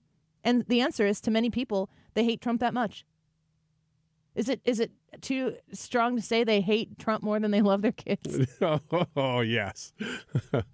I saw one of those videos the other day with somebody who came to the light. You know, and these exist on both sides. It was somebody in this case who had been a Biden supporter who now is a Trump supporter, and there's people who were Trump supporters and now they're, you know, they have videos on both sides. But this was one of those where the person said the argument that changed my mind was one that I think the person talking to them said, if you had to have surgery, and we've brought this up before. Oh, yeah. If you had to have surgery, would you rather have an inexperienced surgeon whose track record is pretty bad at surgery, but they've got great bedside manner? Or would you rather have a surgeon who's done 20,000 of your exact surgeries? You've already seen him do it. He's amazing. And he's a total jerk. But he's terrible at talking to the patients. Which one? And she said, of course, I get it now. I would go with the great surgeon. I have a dear friend who was in that literal situation here in St. Louis. I won't get too specific on the doctor and where the doctor was from, but they talked about it was cancer They were trying to have a cancer surgery, remove cancer from someone's body, and the doctor is the best at it. Like in the country, top 5 doctors that you would move heaven and earth to have yourself or your loved one be seen by this doctor. And not only does he have bad, like, is he not kind or whatever, he's like aggressively mean. And it becomes a challenge to endure that. But if you got this doctor, you're keeping this doctor. And the truth about Donald Trump is, even the things that people perceive him to be mean about, he's not really, he's, gosh, if you've ever been around somebody who understands people in a way, like a very dynamic person who has the ability to bring the best out of people in a leadership role, who understands how to motivate people, who understands how to praise people, but they also have this other side where it's like if your hand's not in the middle, it's the opposite of that. That's really kind of what Donald Trump is. He's a very dynamic, charismatic person, and his direction has a lot to do with your participation in trying to get the job done.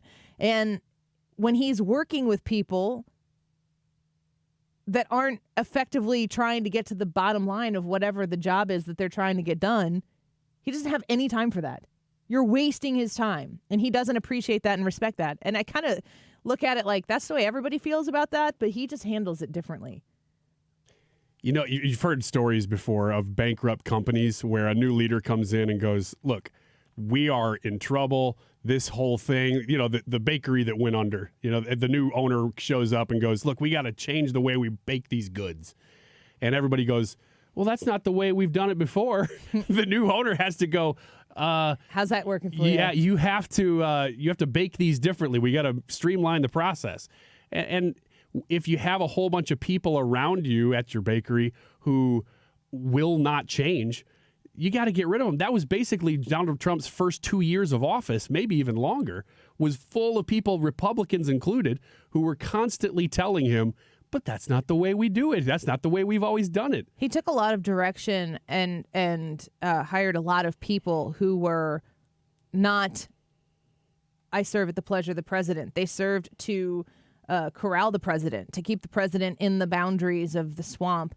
And he didn't know that coming in. He said that before. Like, we didn't have good people. It's one of the things that he was bringing Bobby Kennedy on to make sure that he isn't being used by the people who, you know, run big pharma or whatever, people who are profiting off of their government relationships, lobbying for one thing and then turning around and getting another job directly with a company that ends up getting paid from the thing they lobbied for, and so on and so forth.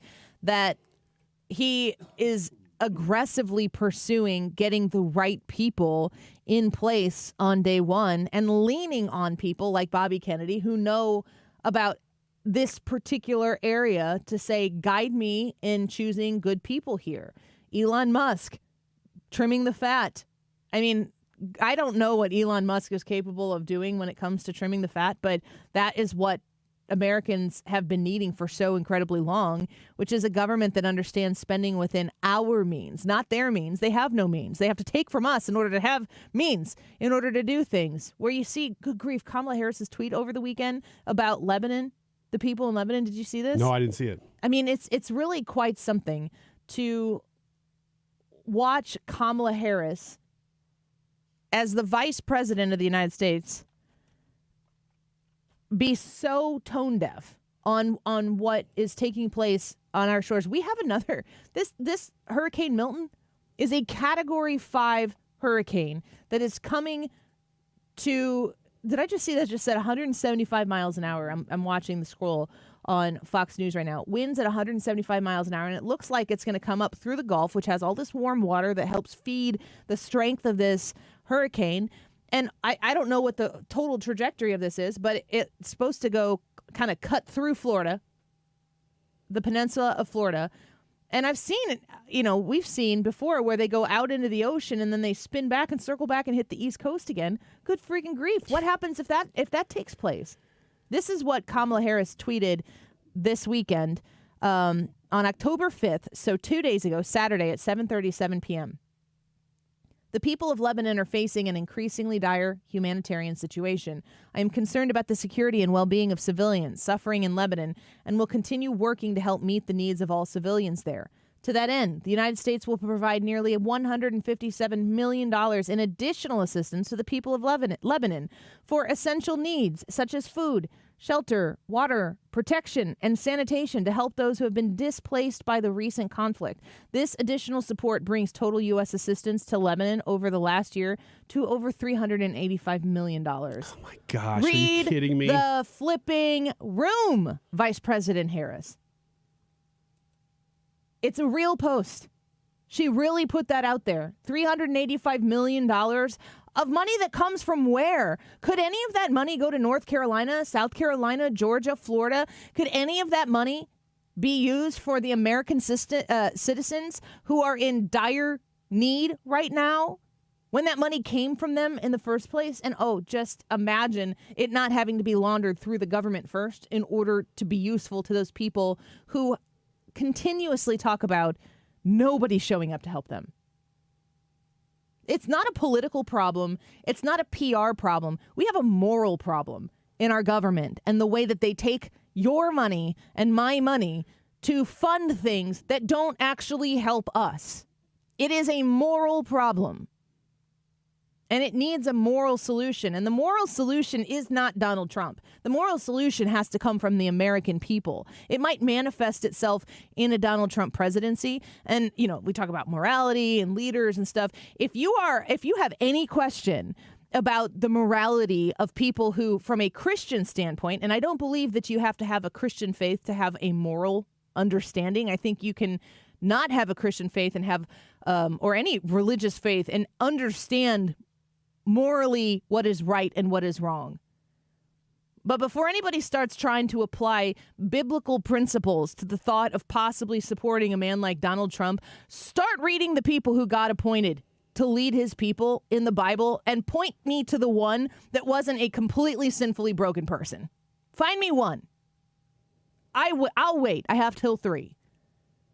The idea that somehow or another the person who's going to lead God's people or the person who's going to lead the people of the United States of America, for Republicans to support them has to be some sort of morally righteous person. There's only been one. He died. He came back. He's waiting to return. All of that said and done. There is no perfect person that is going to run on the Republican side of the ticket. You're going to be able to point to that person every single time and say, morally, they fall short. We could do the same exercise on the left, but we don't need to do that because on the left, we don't have those same expectations for the person who's running as a candidate for the party on the left. We only apply those standards to the people who run on the side of the Republicans because they're trying to make you out to be a hypocrite for supporting somebody who is a sinfully broken person. If you are a Christian and you are a Republican, how dare you support a man like Donald Trump?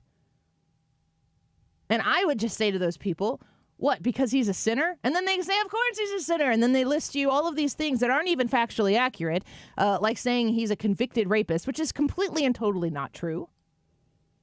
If you want to make the case to me that he is somebody who has broken the 6th commandment, I can cross the aisle on that one and throw that back, but nobody cares. It doesn't matter which sins he's committed. It doesn't matter the fact that he is a broken, sinful person. If I myself am a broken, sinful person in need of the same Jesus that Donald Trump needs and that Kamala Harris needs and that anybody needs as somebody who's speaking from my Christian faith. The morally righteous people on the left who want to apply a religion that they A, do not understand, and B, are not willing to research, and C, are willing to manipulate for a political gain, you don't have to participate in those conversations. Null and void.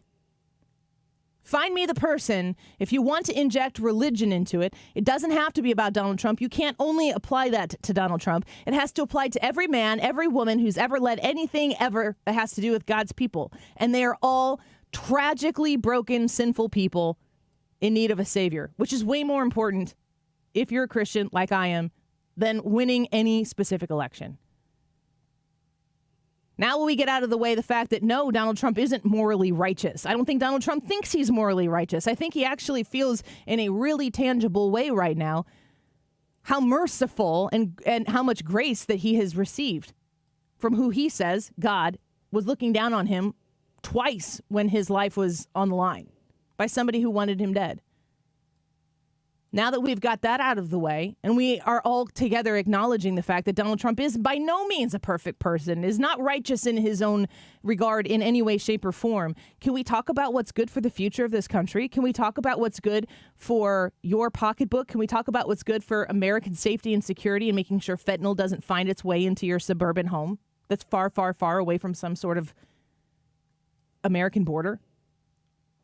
That's where the conversations for real, genuinely serious people take place. And you'll know real fast if they're serious or not. Let's take a quick break. We're going to talk about the Annie Fry YouTube live chat poll when we come back. Why is Donald Trump running for president? Is he running for the country or is he running just for himself? Tell us what you think by visiting us on YouTube. Just search up Annie Fry, F-R-E-Y, and you'll see that our channel is broadcasting live right now. And with that live video is a chat. Lots of folks chatting each day there.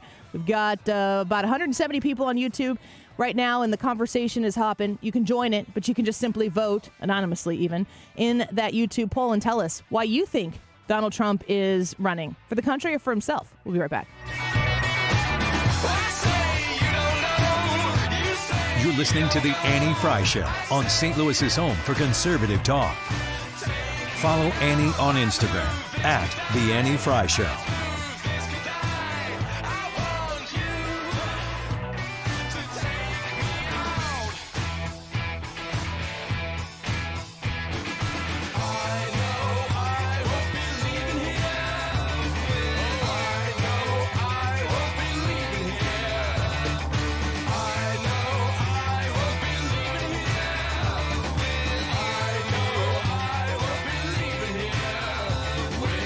Air Comfort Service online at aircomfortservice.com. If you are looking for repairs for your business, did you know Air Comfort Service does residential and commercial solutions for you? You can reach out to them directly at 314-513-0091, 314-513-0091. When you talk to them about your situation at your place of business, if the furnace, if you've tried to fire that up yet and it's not pushing warm air, if your air conditioner has been petering out here at the end of the season, when you call them at 314-513-0091, you can ask for a free second opinion on a heat exchanger or compressor repairs. They've provided these types of services for over 55 years. They've won many awards. They have many accolades, and they have many, many reviews online.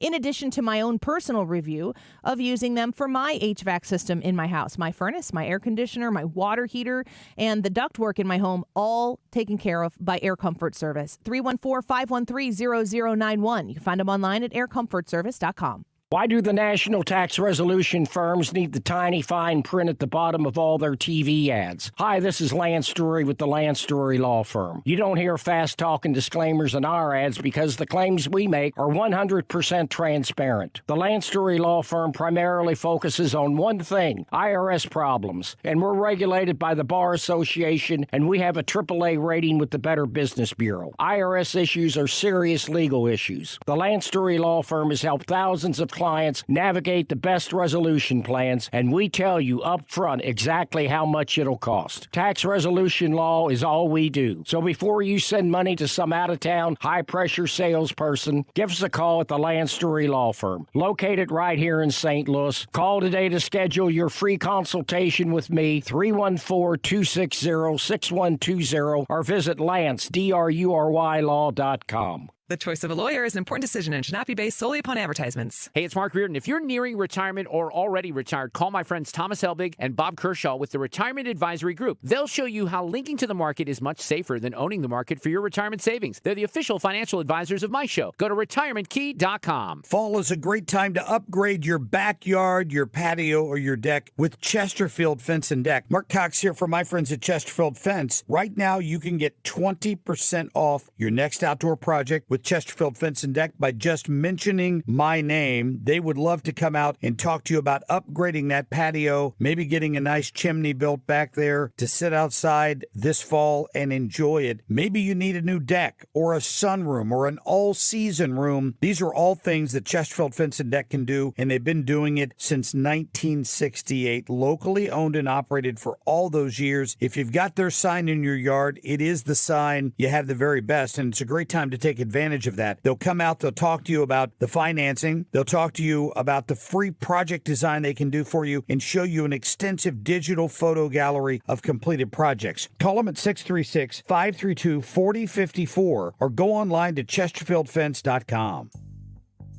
Are you a business owner looking to grow and succeed? The St. Charles Regional Chamber is here to help. I'm Scott Tate, President and CEO. As the region's largest chamber with nearly 1,200 members, we offer networking, marketing resources, educational programs, and more to support your business. Whether you're a seasoned entrepreneur or starting out, we have the right membership option for you. Explore our investor levels for exclusive benefits or try our free basic membership. For more information, visit stcharlesregionalchamber.com. Why is Donald Trump running for president? That is today's YouTube live chat poll. You type in Annie Fry on YouTube, and today's date will come up. You can see the live stream there, and the poll will be a part of that live stream. Why is Donald Trump running for president? Your options: for the country or for himself. 149. This time check is sponsored by Jerry Kelly Heating and Air Conditioning. It's time for a $98 furnace tune-up. Together, we can help those who've been affected by Hurricane Helene. Your financial donation to the Red Cross is the focus of this month's Conservatives Care. Visit redcross.org, call 1-800-RED-CROSS, or text the word Helene to 90999. Message and data rates apply.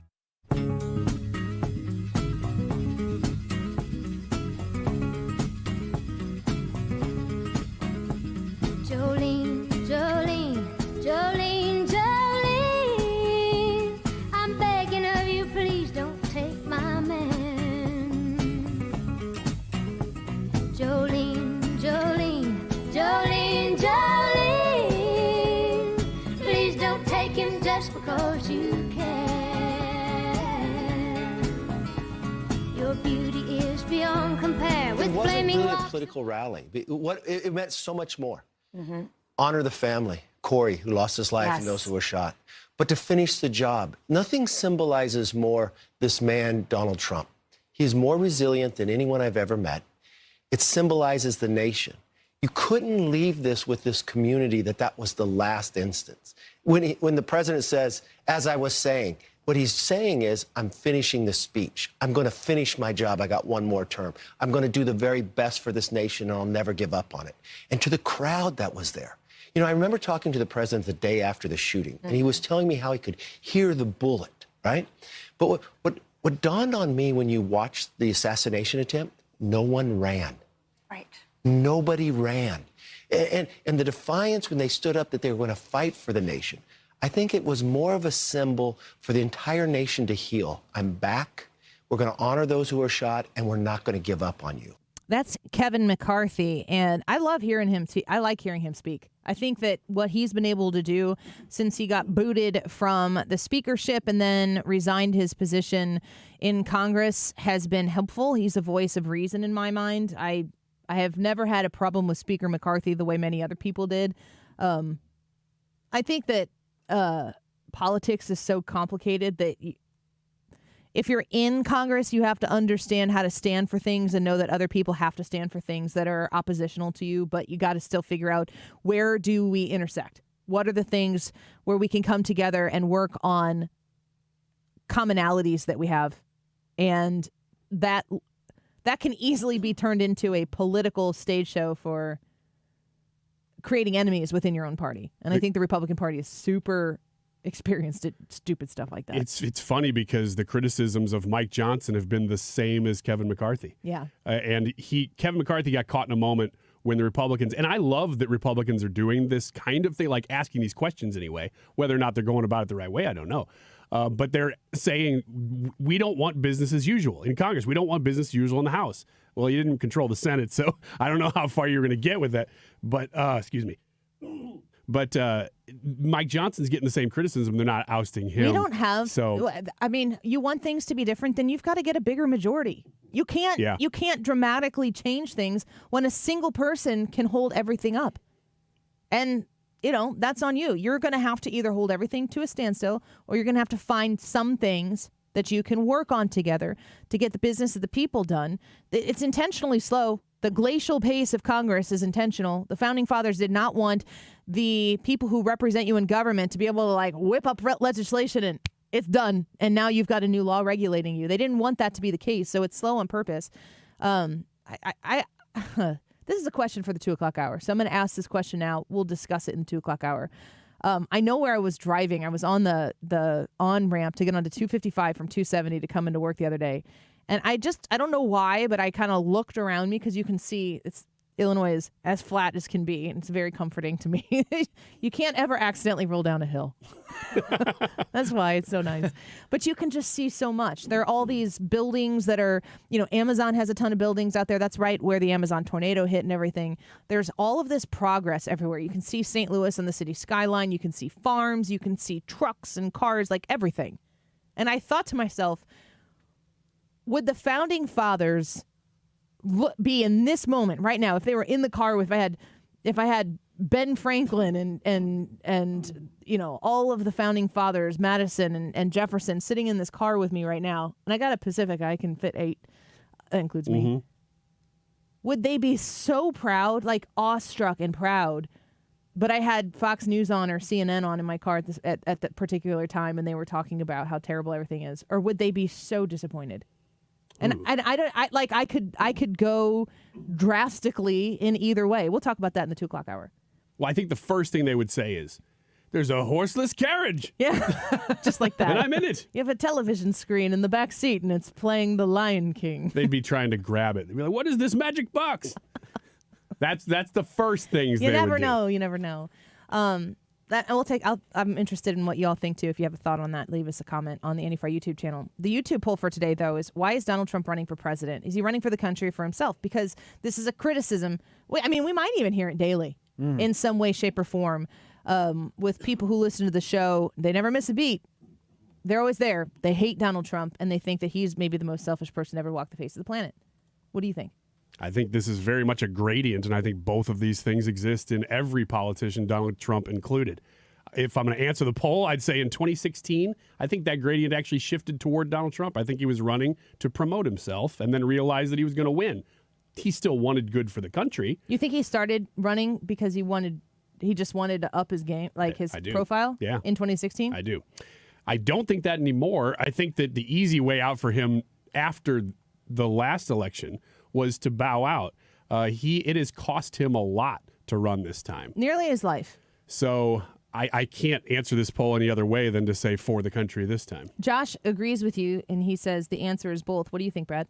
I don't see how any way that it could be that he thinks it's for the betterment of the country. I don't know why he would keep doing it after getting shot. You're saying you think it is for the country? I think it's for the country. I can't get past that. I mean, the dude's rich. He could just walk away. He could. Let's know what you think. I'll read more of your comments in the 2 o'clock hour, and we'll dive into that thought experiment. With the Founding Fathers return today in October of 2024, would they be impressed or would they be disappointed and sad? Let us know. We'll be right back.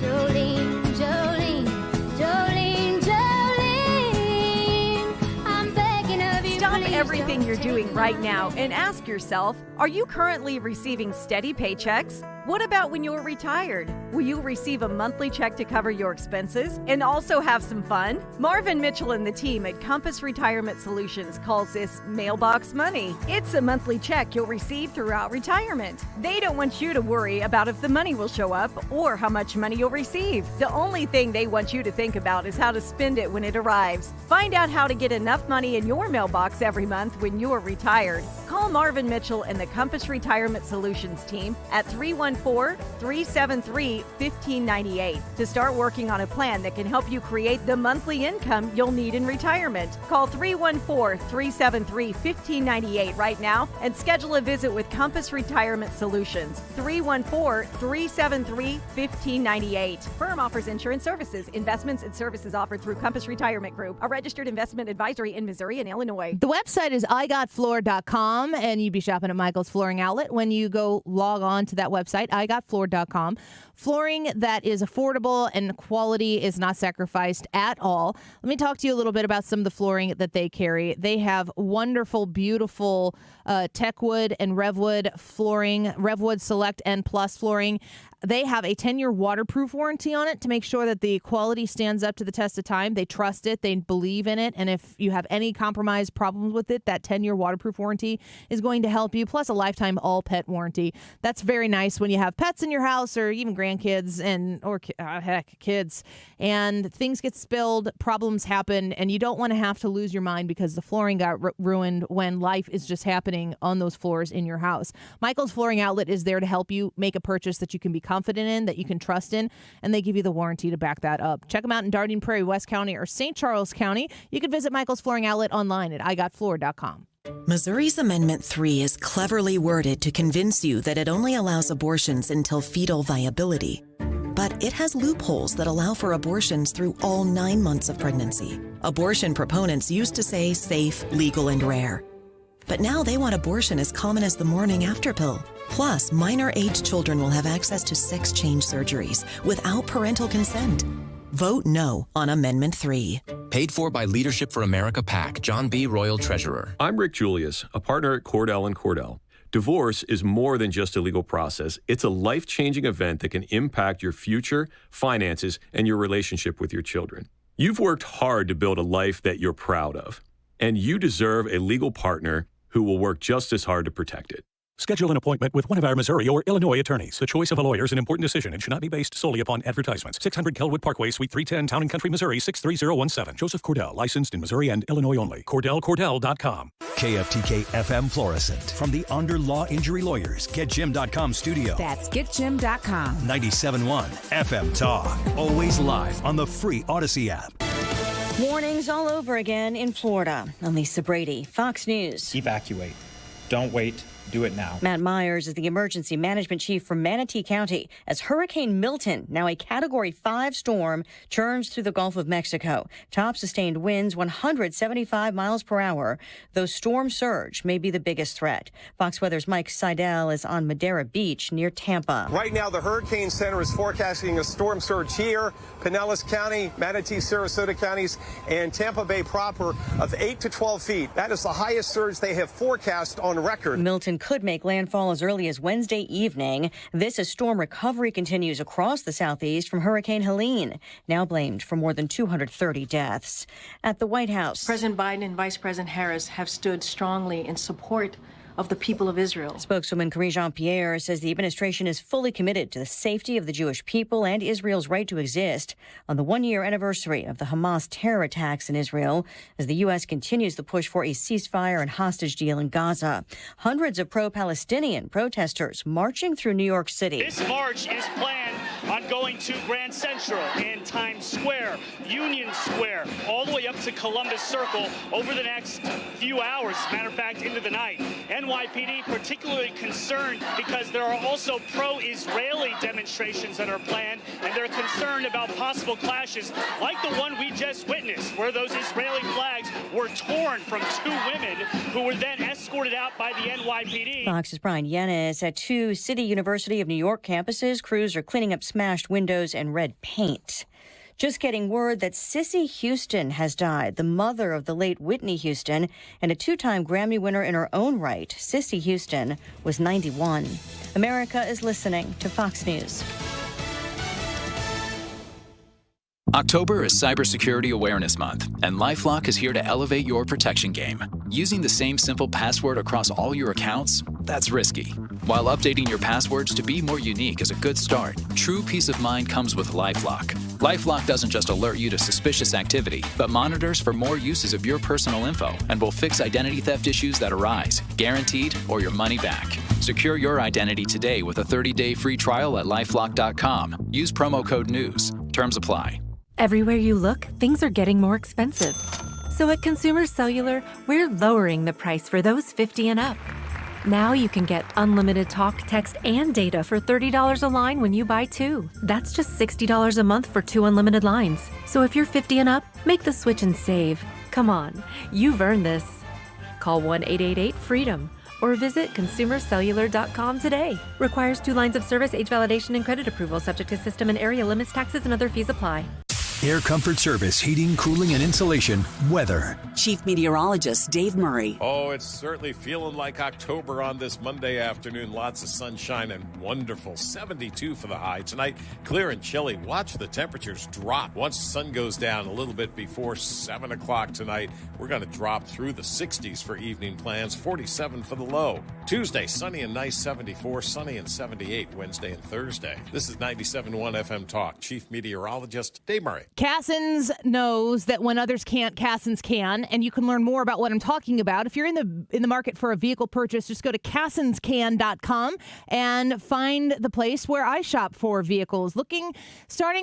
Oh man, it makes me nervous to even say this. Starting to look for a vehicle for my son. He's going to get his permit here in a few months, and that freaks me out. But you know what I definitely need to make sure I do is buy a vehicle that I can trust is going to take care of him while he is in it. And I trust Cassins wholeheartedly to make that the case. Cassins & Sons, Chrysler, Dodge, Jeep, Ram, and Wagoneer. If you are interested in shopping for a vehicle, whether it's one you're going to have to buy quickly, which we've had to do in our family when my husband hit a deer, got the radiator, totaled it, we needed a car fast, or the van that I'm driving right now from Cassins & Sons, that Chrysler Pacifica. I shopped for vans for probably 2 years before we ended up having to buy it. Go to Cassins. You can trust them. Like I said, when others can't, Cassins can. 618-800-2712. 618-800-2712. Online at cassinscan.com.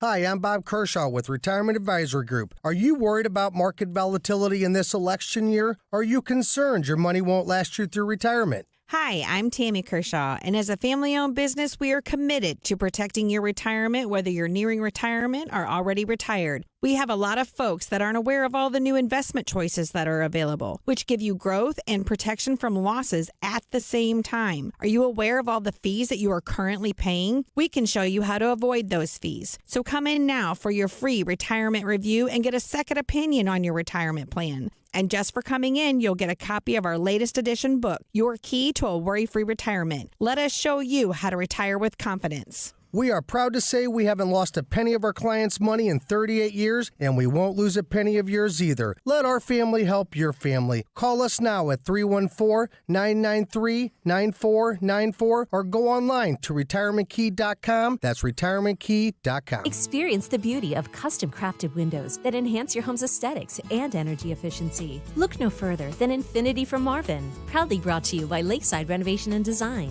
Why choose Infinity? These windows are not just strong. They're 8 times stronger than vinyl, providing unmatched security for your home. Plus, with Lakeside's expert installation, you're guaranteed precision and perfection. Visit our showroom or call Lakeside Renovation and Design today.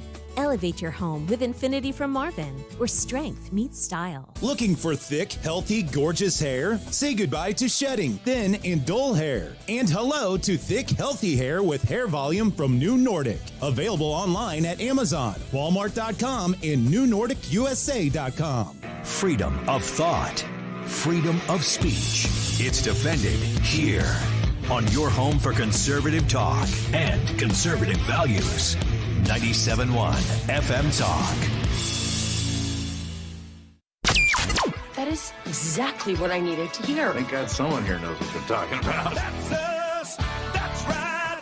Gotta love this American ride. All right, you need to take the time and get the full picture. Come on, turn the radio on. It's Saturday and I won't be long. Don't get me wrong. I love the ladies. I mean, they rev my engine, but they don't belong in the newsroom. It is Anchor Man, not Anchor Lady. What do you want from me? I'm not America's sweetheart. For goodness sake, kid, keep your voice voice down. Your father's listening to the radio. I'm not America's sweetheart. This is the Annie Fry Show. Yeah, you're absolutely right. So we've seen jump up historically quickly. Winds at 175 miles an hour. It just keeps getting more and more powerful. Anytime you see a really defined eye wall like that, you're looking at a very strong storm. And we are. This is just over the last 24 hours. And we've seen, especially this morning, this has gotten so incredibly strong, John. Catastrophic type winds when you're talking 175 miles an hour, really almost off the board here. But you said it was going to perhaps weaken a little bit, and it is forecast to do so.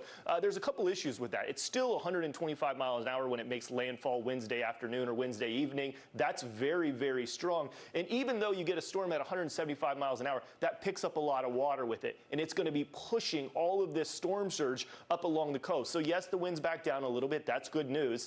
But it's going to bring a ton of water with it, and that's going to cause a whole lot of flooding. More like a Category 5 would bring a lot of water with it. Hurricane watches are in place from Tampa now all the way over towards Orlando, down towards Naples. So this is going to be hitting some of the most populated areas of central Florida. Winds at 110 miles an hour are currently forecast from Sarasota up towards Tampa, getting to along Interstate 4 there, working your way towards Orlando. If the storm ended up running along there, we'd be talking about just absolute devastation. And then some of these numbers are also devastating.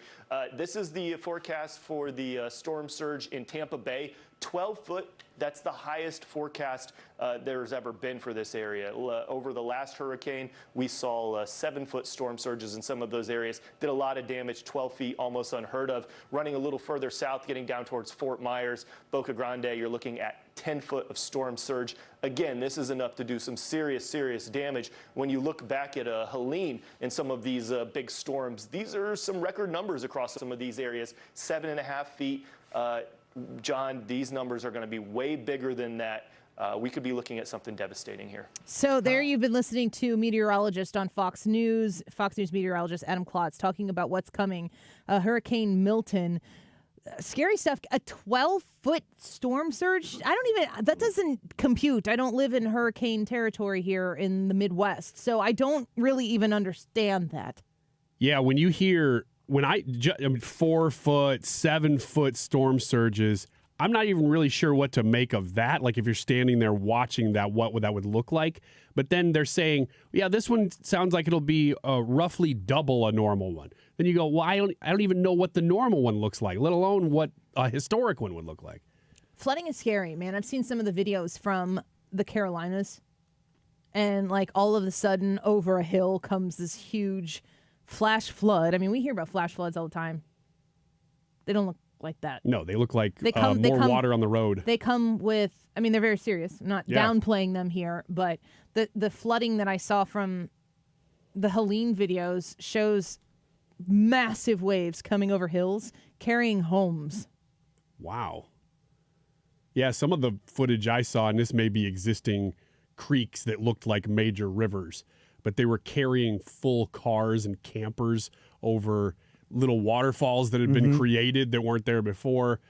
It's stuff you really can't imagine. When you see it, you're like, oh, that's what that looks like. Yeah, and you're seeing this in areas where it's mountains, and so you're combining that with mudslides. This doesn't even make sense to me. Like, how is this happening? This has not happened before. Not to my knowledge.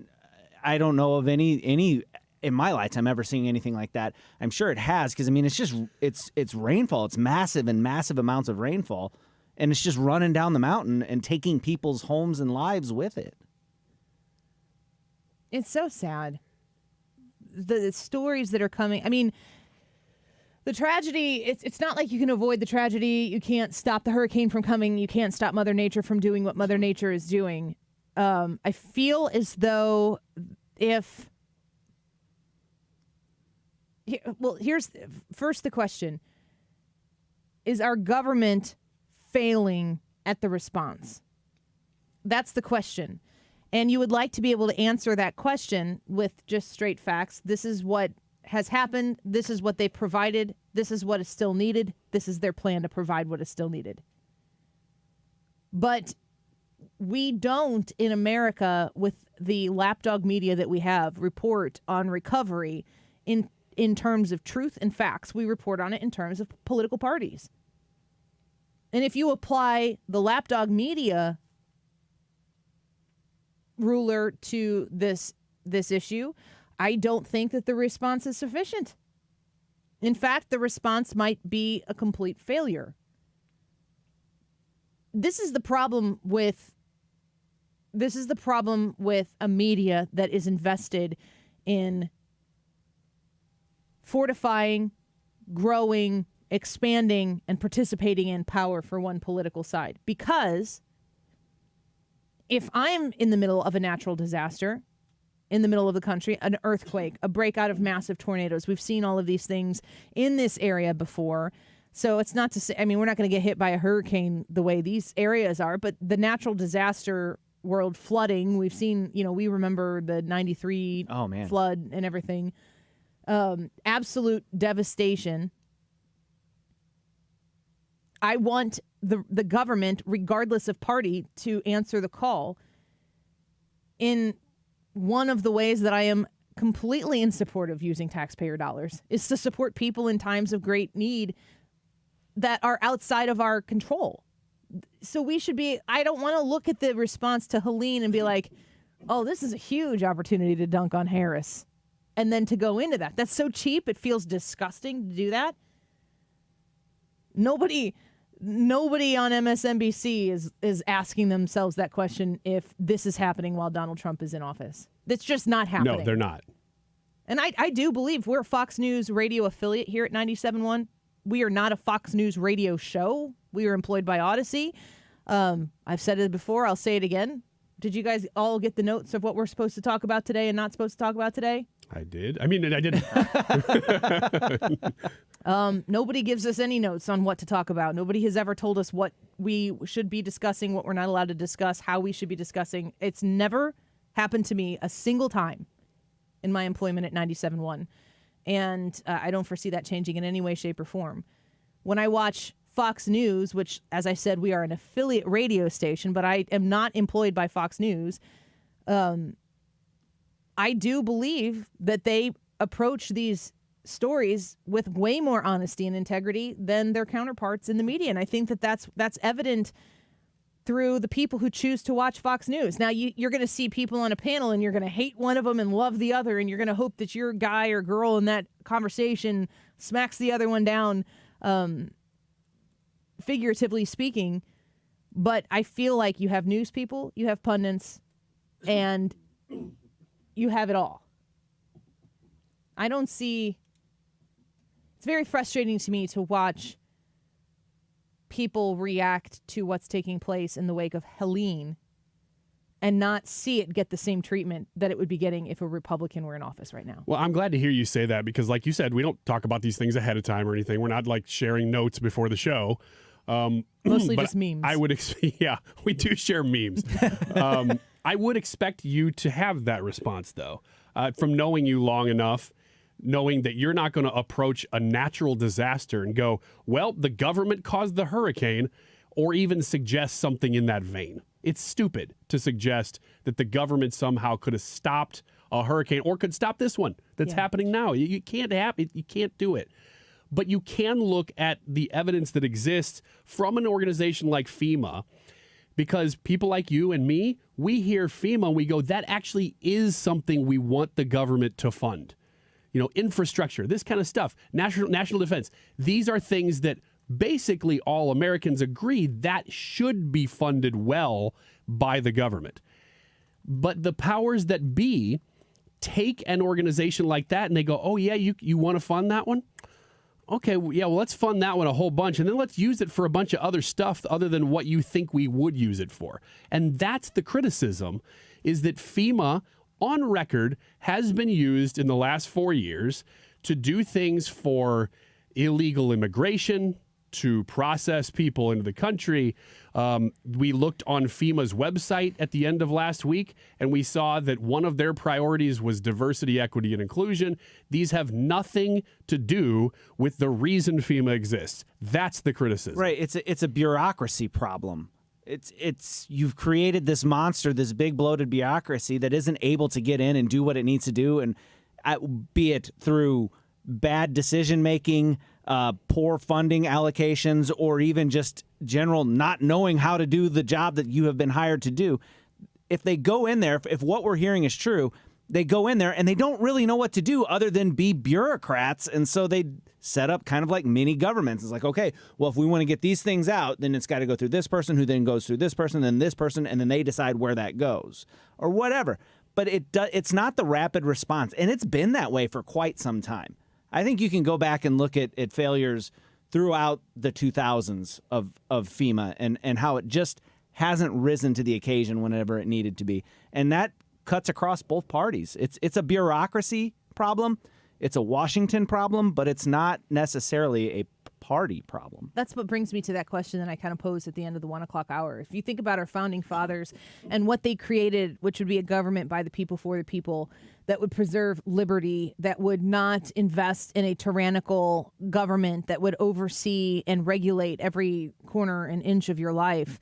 But if you also look around right now and you see how much progress has been made in this country in a very short amount of time.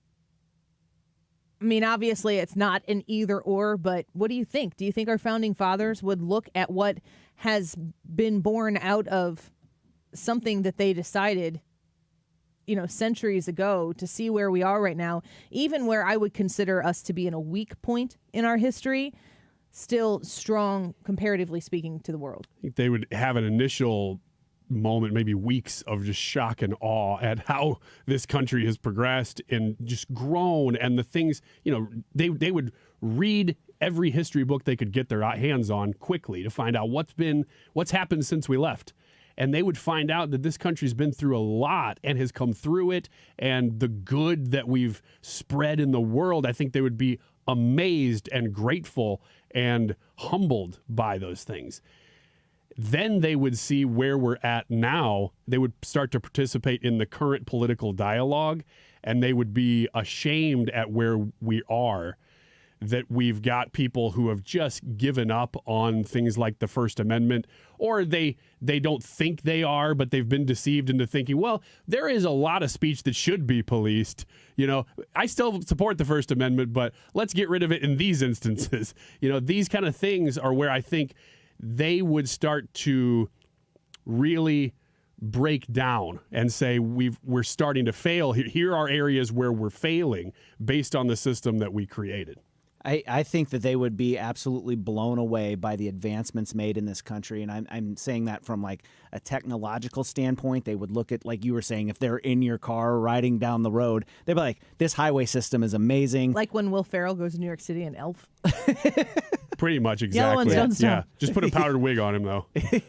Yellow ones don't stop. They would see the roadways. They would understand, like they would hear the talk coming across the airwaves, be it television or radio, and they would be blown away by that. And then I think that would naturally lead them to ask questions like, what's the GDP? What does the country do? How big is the country? And then as you would start talking to them, I think they would figure out, like, you're taxed how much on your dollars? Yeah, but wouldn't they also be saying, how many dollars do you have? Yeah. Let's talk about inflation. Yeah. There's a lot to it. I think that it's hard to imagine. Why hasn't this movie been made yet? This seems like a night at the museum waiting to happen. Yeah, it seems like you'd have to really figure out the tone. Like, is it real serious or is it funny? It needs to be funny. I think it needs to be funny. And you can articulate a very important message that is attractive to more people with humor. Yeah. Benjamin Franklin needs to be played by somebody like Jack Black, right? Well, Ben Franklin was a party animal. Okay. I think we've agreed. Curious how that would go. Although I don't know about the points being made by Jack Black. I was going to say, I don't know if Jack Black likes America for America. Yeah, because you'd have to have a very patriotic undertone to the movie, even though it was funny. So you need a patriotic party animal. Chris Pratt. Yeah. I mean, it's kind of like Star-Lord. He's from Missouri. Well, he can play George Washington or something. I don't think he would play Benjamin Franklin. Chris Pratt? Yeah. No. He's not a George Washington guy. That'll be our YouTube poll tomorrow. Who would Chris Pratt play in the Founding Fathers? Four choices. Finding the Founding Fathers. There we go. You should write that movie tonight. Finding Fathers. No, that's different. That's like Maury Povich. That's different. Well, that'll be the second one. Finding Founding Fathers, and then Finding Fathers 2.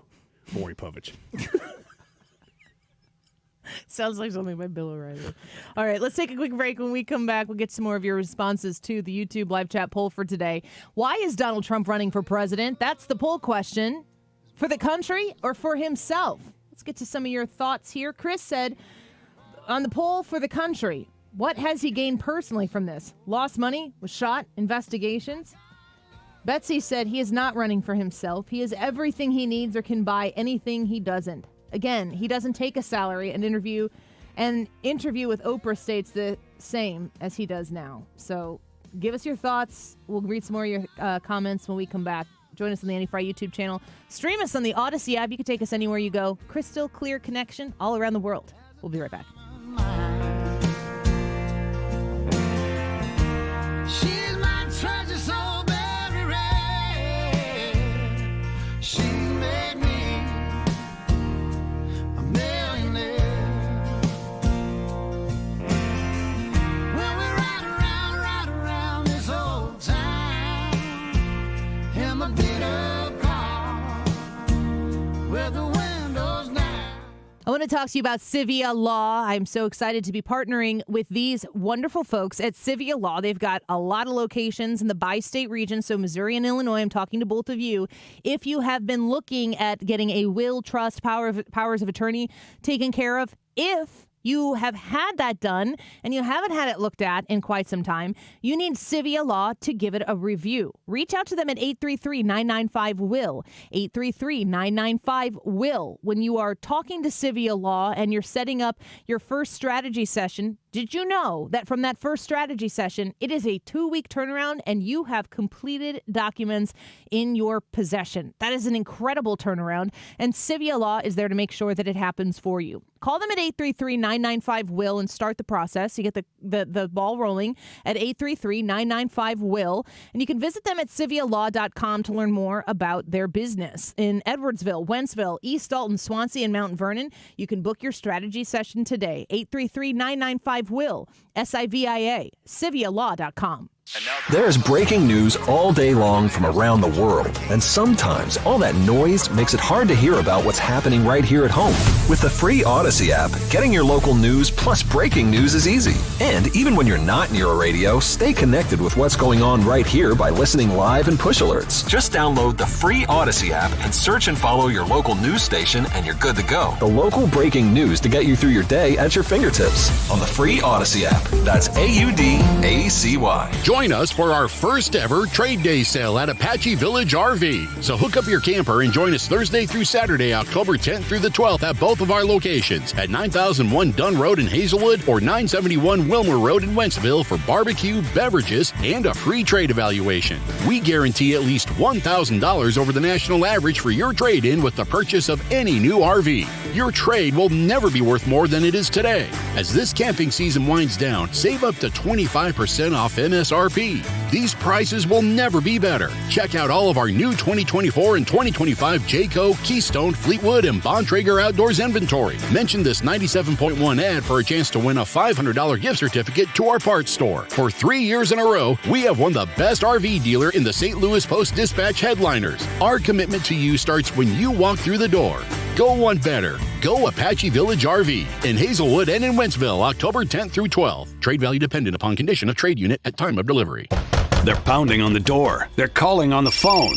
They're threatening to close your business. If debt has your business on the brink, call Ray Reynolds, the godfather of credit. For over 40 years, Ray Reynolds has helped thousands of customers get millions in cash credit. It's no wonder why they call Ray the godfather of credit. He may even be able to raise your score above 750 before the end of the year. You could even get a new personal or business credit line up to $50,000 within days. If your credit needs a rebuild, call Ray Reynolds and receive a $1,000 cash credit credit card at closing. Raise your credit score to 750 or more. Call Ray Reynolds at 800-576-2295. 800-576-2295. Learn about Ray's secrets to success and how he can fix and improve your credit score to 750 or more. Call the godfather of credit rebuild, Ray Reynolds, at 800-576-2295. 800-576-2295. If you're considering new windows, there's nowhere else to go but Window World. Mark Cox here. My friends at Window World are doing something now they've never done before. That is offering up to 36 months interest-free financing for your purchase. So you get the great windows put in now, you get the energy efficiency, the great look, and then you have 36 months to pay for it. How about that? Window World has been around for a long time, and their reputation speaks for itself. They are highly rated in the Better Business Bureau and all of the rating agencies. They're big supporters of our St. Louis Blues, and here's the thing. If you mention you heard this on the Mark Cox Morning Show in 97.1, you're going to be entered in a drawing for 4 Blues tickets during the upcoming season, and that's great. They're going to pick a winner every month, and good luck to you. If you need new windows, I'm telling you, Window World is the way to go. 314-993-1800. That's 993-1800 or windowworldstlouis.com. Guys, it's time to take charge of your health with my friends at Victory Men's Health. Mark Cox here. I already love what they do at Victory. They do hormone optimization, sexual health, weight loss, even vitamin deficiencies. Now they're offering specialty cardiovascular testing and even early detection cancer screening. Visit them at one of their 4 great locations, now in Sunset Hills, Town and Country, O'Fallon, Missouri, and O'Fallon, Illinois. Tell them Mark Cox sent you. Go to victorymenshealth.com. Why is Donald Trump running for president, for the country or for himself? That is today's YouTube live chat poll. And we have Missouri Senator Eric Schmitt coming up next. So stick around if you're just tuning in for a conversation with Eric Schmitt. That'll be all next. And, of course, vote in the poll when you go to the live stream. It is 2:29. This time check is sponsored by Jerry Kelly Heating and Air Conditioning. It's time for a $98 furnace tune-up. If you use a smart speaker, you can listen to 97.1 easier than ever. Just tell it to play 97.1 FM Talk. Or download the Odyssey app for your phone and stream the station whenever, wherever.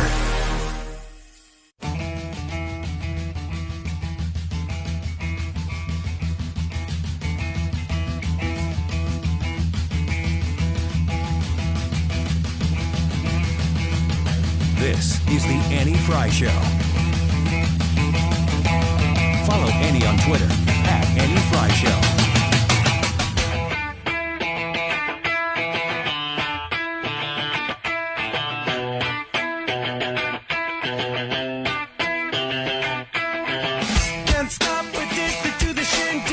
Exactly 12 weeks ago this evening on this very ground, a cold-blooded assassin aimed to silence me and to silence the greatest movement, MAGA, in the history of our country. MAGA.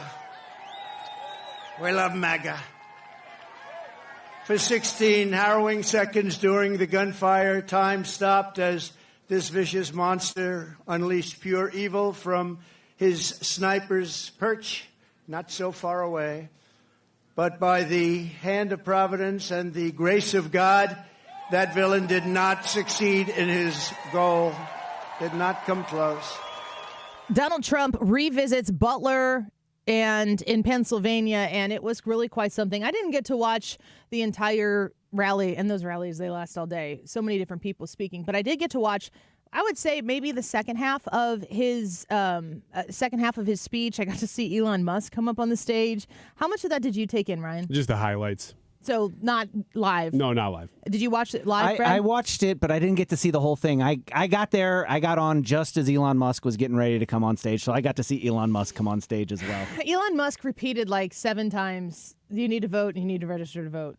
And he just kept saying it. He goes, I know I'm being repetitive. And then he'd repeat it again. And then he'd say, I know I'm being repetitive. And then he would repeat it again. It's like, yes, that's the message. You need to get out and vote. I mean, how much of this election will be determined by Pennsylvania? Maybe the whole of it.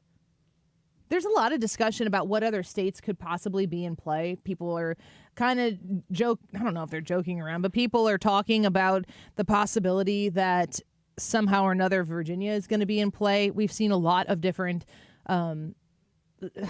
voter rolls actions being taken. Virginia certainly includes that.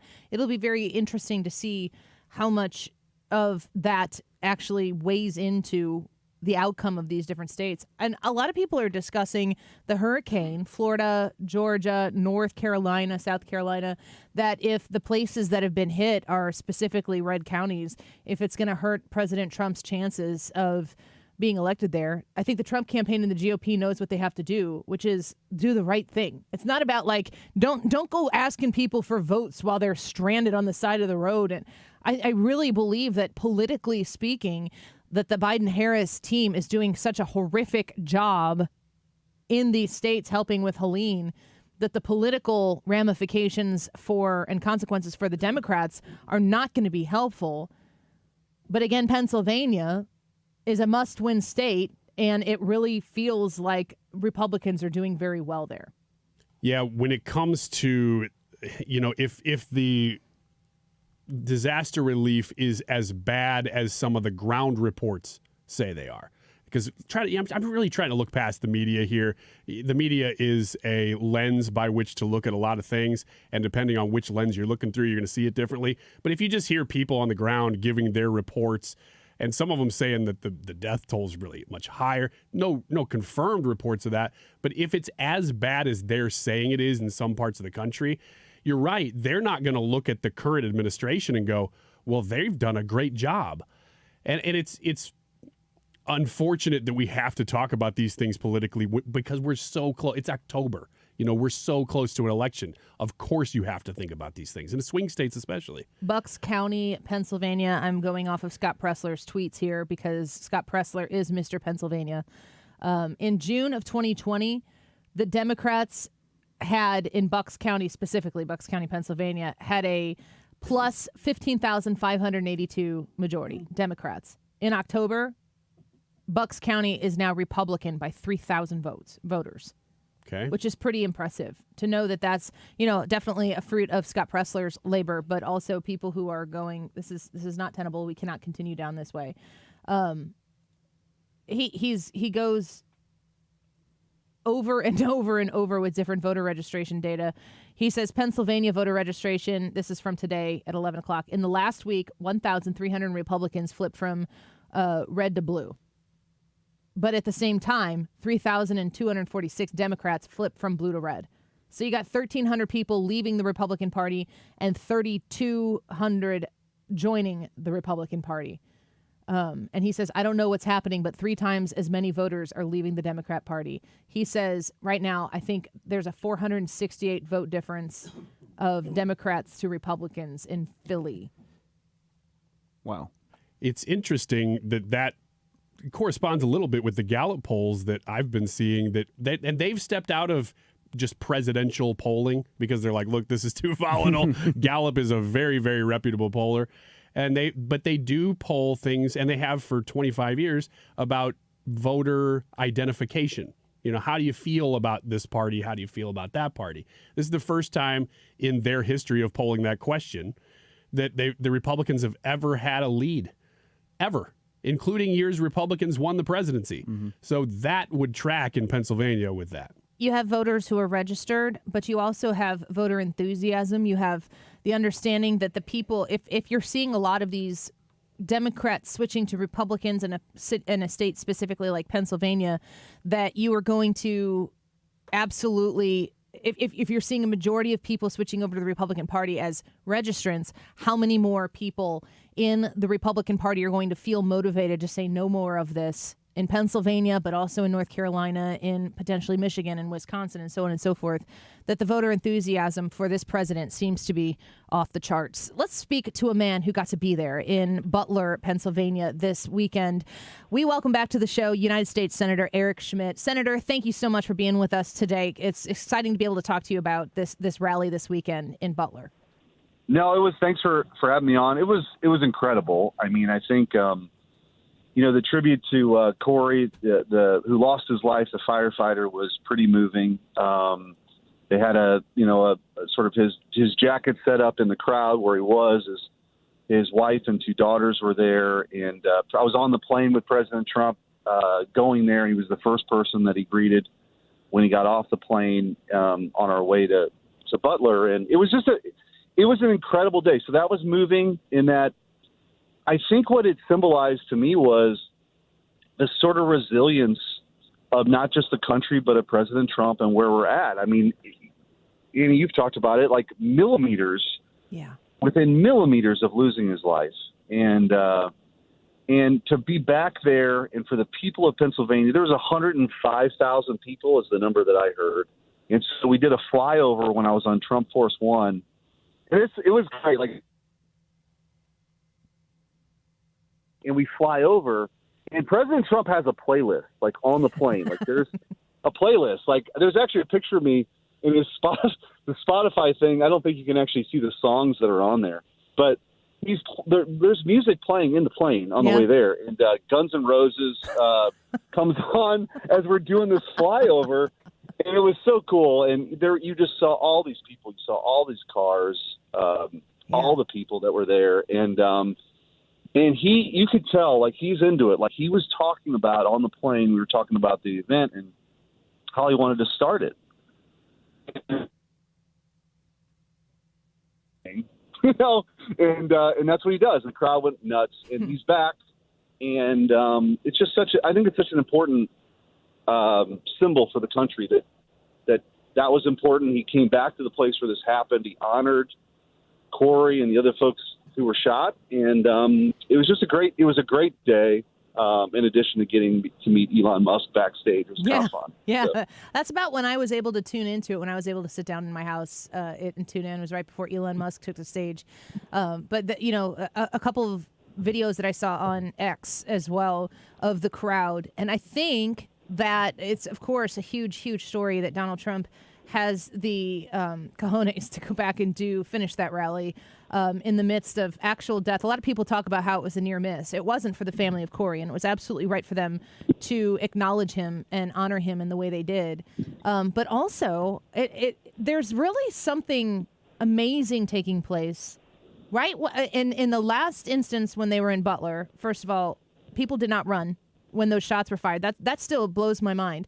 And secondly, that all of those people were willing to come back to show Donald Trump their support for him or what he's doing and his journey back to hopefully being the president again.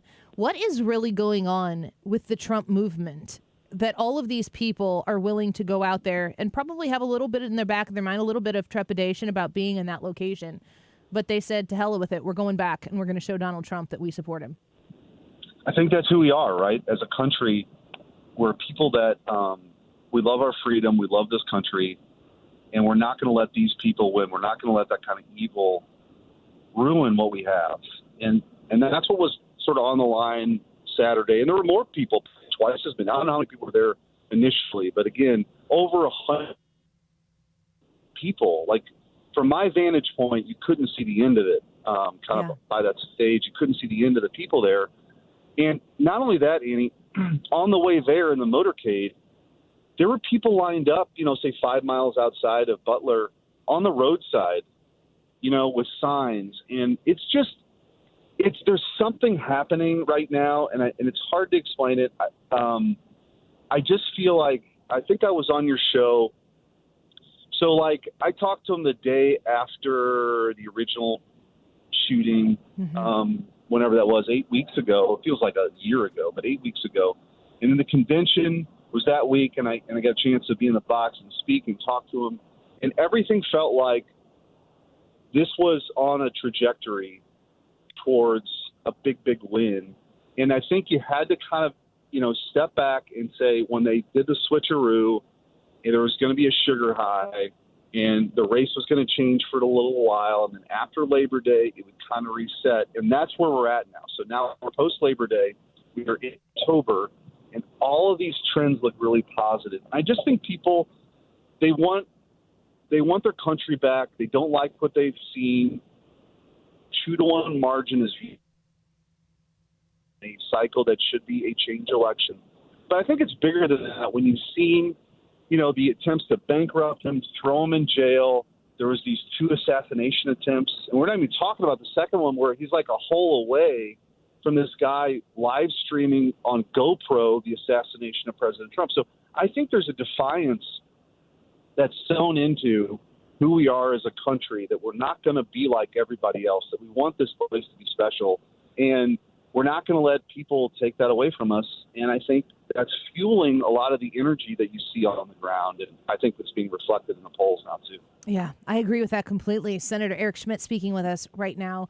I think a lot of people who are, familiar with Donald Trump, they liked him before, they still like him now, probably even more so. There are a lot of people that are openly saying, I thought one thing about Donald Trump, but I'm thinking in this election I'm going to cast my vote for him. Some people aren't saying it publicly, but maybe are going to do that privately.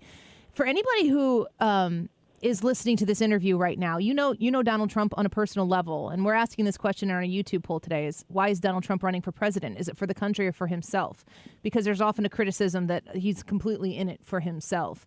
From somebody who has personal experience with him, why is Donald Trump running for president amidst all of the turmoil, including threats on his life? Why is he doing it? I think he's seen what's happened. I mean, he said it on Saturday. I don't know that he would have ran again after 2020, but I think seeing what's happened to our country, seeing the war on our energy production, the jobs associated with that, seeing the inflation, there's a deep connection between President Trump and I think where the Republican Party is now with working class folks. I mean, that's where I grew up. I grew up in Bridgeton in a working class family, in a working class neighborhood. And I love that the Republican Party is the party it's a multi-ethnic working class party now that speaks to the concerns of like real people, not the elites, not the people that have, who sort of look down on flyover country or whatever you want to call it. I mean, you can see in the comments, whether it's basket of deplorables or even David Axelrod in his podcast this weekend saying, well, the people the well-heeled folks will figure out how to vote, but the Trump voters, maybe they won't be able to figure it out. There's sort of a disdain for regular folks that the Democrats, that's who they are now. And so I think Trump is running to restore American greatness, and that the average, everyday, normal person can actually have a good job. They can go on a vacation. They can afford a good home. They can send their kids to the school they want to send them to, that they can have a better life, that there's actually hope. People don't feel that right now. They see another potential 4 or 8 years of Kamala Harris and this just disaster we've seen, whether it's at the southern border or everything get more expensive. We just can't afford. He's a disruptor. I think people want that right now. They want a return, like I said, to American greatness, and that's why he's running. I mean, when you listen to him talk in private conversations too, this guy is very focused on what can be done to help like real people. And that's my takeaway from it. And so growing up in that kind of environment that, from a state like Missouri, that's who I represent. And to have a president and a guy that's running for president who cares about that is meaningful. And people see it. I think the one currency in politics that's more important than anything else is authenticity. People can smell a phony. And that's not who he is. That's why people that's why 100,000 people show up to Butler, Pennsylvania. It's not near anything. Like in the sense of like Butler, Pennsylvania is, it was an hour and a half from the Pittsburgh airport, right? That was the drive. Yeah, so you're being intentional to get all the way out there. Exactly. Senator Eric Schmitt with us right now. Before we let you go, I want to give you the opportunity to talk about J.D. Vance. You probably know him pretty well as well from having served in the Senate. I think he did a very good job at the vice presidential debate. We got to see Tim Walz on with Shannon Bream answer a few questions this Sunday. But I think that people are looking at the Donald Trump ticket, knowing he's got 4 years. He doesn't have 8. J.D. Vance would be right there, ready to take over in 2028 potentially. But he's the vice president. That is a very consequential position. How do you feel about J.D. Vance as indication of Donald Trump's ability to choose the right people this time around should he win the presidency in November? Well, I said at the time it was a great pick. JD and I came into the Senate together. We have dinner all the time together. You get to know somebody on a personal level. You're sharing that experience of being a freshman in the Senate, relatively young. I mean, he's younger than me. but in your 40s, and you don't get to share that with many people. So we've had a lot of like real conversations, and the guy he's a real dude. Like that's what and so it was a great pick, and I always felt like he would be somebody that could actually drive home a message, but it's very relatable. Everybody knows his story, Hillbilly Elegy. He came from nothing, right? He came from nothing, and there he is on that stage. I was so impressed with how he handled it because he was personable. He had command of the issues. I mean, he clearly won the debate, but I think not only did he improve, I think his stature among people, and the media was just trying to lie about this guy and try to turn him into something he wasn't. And when he had the opportunity, even that first question, the humility, he said, "Look, I'm going to answer your question." He did answer the question, but let me tell you a little bit about myself.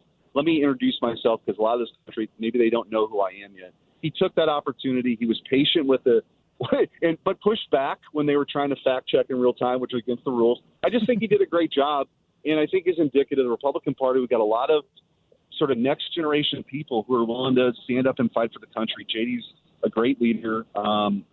He really shined on that stage, and the future is bright. The future is really bright, but we got to win in November. It's 29 days or 28 days away.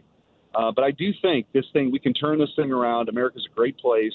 We just need people who believe in it and believe in its people, and I think that's what this race is all about. Well, Senator Schmitt, you are doing a wonderful job for the people of Missouri, and I really appreciate your time with us this afternoon to talk about this and continue on doing the great work you're doing. We're all very proud of you. Thank you for your time today. Thanks, Danny. Take care. Yep, you as well. Bye-bye. Senator Eric Schmitt, love having him on the show with us, Missouri's senator, him and Josh Hawley. Josh Hawley is welcome anytime, too. Love to have him on. He's in a campaign right now, so we should get him on the show, too. Let's take a quick break. We'll get Ryan Wiggins back in studio here in just a minute. We'll answer the YouTube live chat poll with your comments and your results with Ethan. Why is Donald Trump running for president? Is he doing it for the country, or is he doing it, as he is accused of on a regular basis, for himself? Is Donald Trump completely in it for himself? Senator Eric Schmitt says absolutely not, and I think the evidence says so as well. Come to the Annie Fry YouTube channel, vote, leave your thoughts in the comments if you so choose. We'll be right back. Complete the motion if you stumble. Go ask the dust for any answer. This is the Annie Fry Show. Find the podcast, on-demand audio, and more at 971talk.com/Annie. I want to talk to you about STS Armory, and right now they have a ladies-only class in November that's filling up for conceal and carry licensure or renewal. If you are interested in that, go to sts-armory.com, or even quicker to get your spot before they are filled up. For the ladies-only conceal and carry course in November, you can call them at 618-931-GUNS, 618-931-GUNS. One more time, 618-931-GUNS. When you shop at STS Armory, you're shopping with experts, people who care about you and your ability to flex your Second Amendment muscle in the confines, of course, of the Illinois state legislature and the way that they love and respect the Second Amendment. They are there to make sure that you can get that FOID card. If it gets tied up in the system, that they help you guide that process through. If you're looking to acquire your conceal and carry license, then you can do that through the education at STS Armory. If you're looking to renew it, like I am, you can do that through STS Armory. They have classes not just for ladies only, but they do have ladies only classes. So if you're interested in any of those types of educational courses, kids, teens, firearm safety and education as well, instructor level classes, advanced classes, drawing from concealment, and so on, reach out to them at 618-931-GUNS, 618-931-GUNS, online at sts-armory.com. The choice of a lawyer is an important decision and should not be based solely on advertisements. At Onder Law, we deliver big judgments for the little guy. Onder Law takes on the biggest industries and holds them accountable. Call today for a free review at 314 or 618-9000000. Hey guys, Glover here with my very, very good friend, Dr. Kathy Maupin at BioBalanceHealth.com. If you have reached that certain age and you're just not feeling very well and nothing's working the way it used to work, go see Dr. Kathy. She is not only a medical doctor, she is a patient of this bioidentical hormone replacement therapy. It absolutely works. It's a long-term solution. She is an artist when it comes to helping you with your hormones. BioBalanceHealth.com for Dr. Kathy Maupin. And a lot of people, when they come in, they'll say, I'm usually much more active, but since I've been in pain, I've had to limit the activities I'm doing. You're listening to Janelle, an arch support specialist at the Good Feet store. So he came in and he wanted to be able to keep up play sports with his kids. And from there, we figure out which arch supports complement those activities. I fit him with the arch supports, and as I followed up with him, he's messaged me and said, I took my kids to the park today. We're walking, we're exercising, riding the bikes, and those are all things that he wasn't doing before because he was in pain. For over 25 years, the Good Feet Store's arch support specialists have been helping folks to live the life they love without foot, knee, hip, or back pain getting in the way. Our goal is to have that long-term change for them. That's what's most important, is knowing that you leave an impact on someone's life. And I like that. Try them for yourself. Stop in for a free personalized fitting and test walk at the Good Feet Store. Visit one of our 2 locations, Creve Coeur and Shiloh, Illinois, and at goodfeet.com. You're listening to the Annie Fry Show live from the Air Comfort Service Heating, Cooling, and Insulation Studio. Air Comfort Service is proud to support Greater St. Louis Honor Flight. Sign your veteran up for the Honor Flight today at gsl.honorflight.org. And for heating services, visit aircomfortservice.com. Even though the weekend has sort of arrived, we cannot officially start until we get to a Reardon Roundtable this afternoon. So we are set to go after Fox News. Jane will be here. State Rep Steve Butts, Gene Evans, all on the panel. A lot of stuff going on. Bernie Miklasz at 5:07. Rick Wakeman from Yes at 5:25. It is a loaded show. We get started right after Fox News at 3.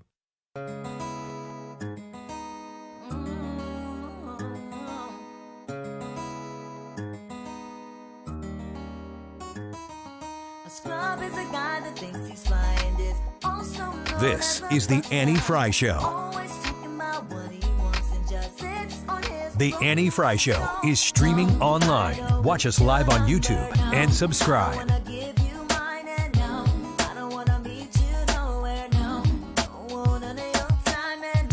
Welcome back to the Annie Fry Show. Why is Donald Trump running for president? That's our YouTube poll for the day. Is he doing it for the country or for himself? I don't understand how he would be.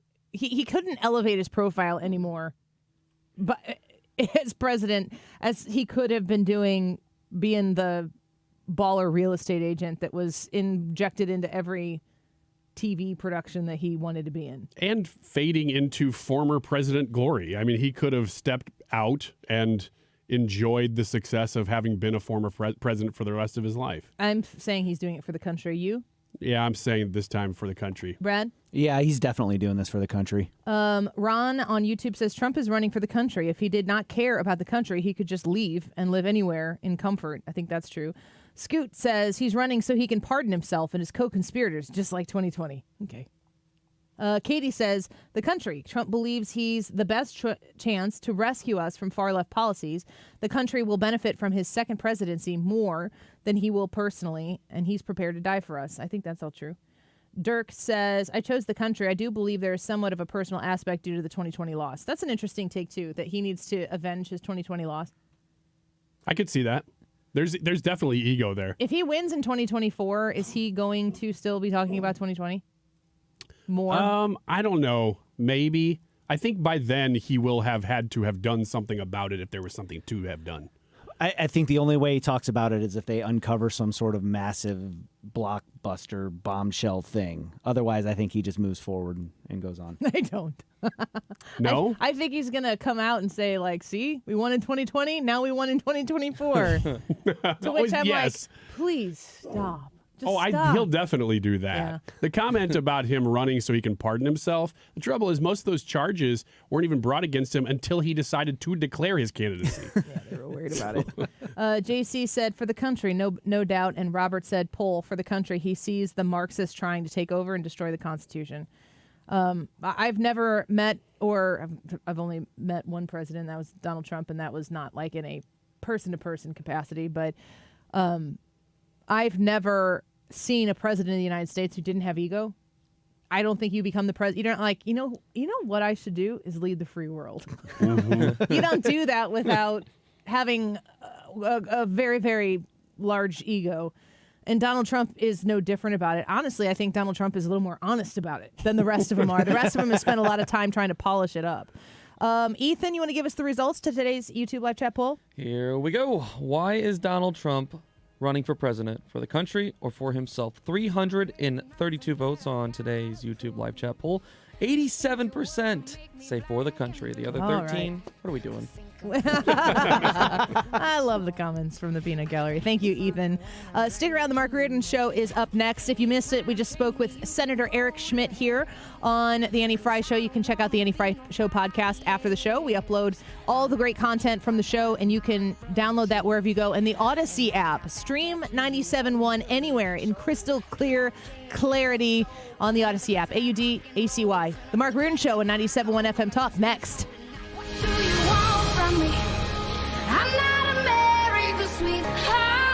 If you're living with dry age-related macular degeneration or dry AMD, you may be at risk for developing geographic atrophy or GA. GA can be unpredictable and progress rapidly, leading to irreversible vision loss. Now there's something you can do to slow it down and get it going slower. Izervay is proven to slow GA progression. Izervay gets GA going slower. Izervay or avacincaptad pagel is a prescription eye injection used to treat GA. Don't take it if you have an infection or active swelling in or around your eye. Izervay can cause eye infection, retinal detachment, or increased risk of wet AMD. Izervay may temporarily increase eye pressure. Your vision may be impaired after an eye injection or exam. Don't delay. Ask your doctor about Izervay today. Izervay gets GA going slower. Visit Izervay.com. That's IZERVAY.com. Let's talk about Stewart's American Mortgage and the Bagel Loan and how the Bagel Loan can help you make sure that you get the best possible deal on your mortgage. The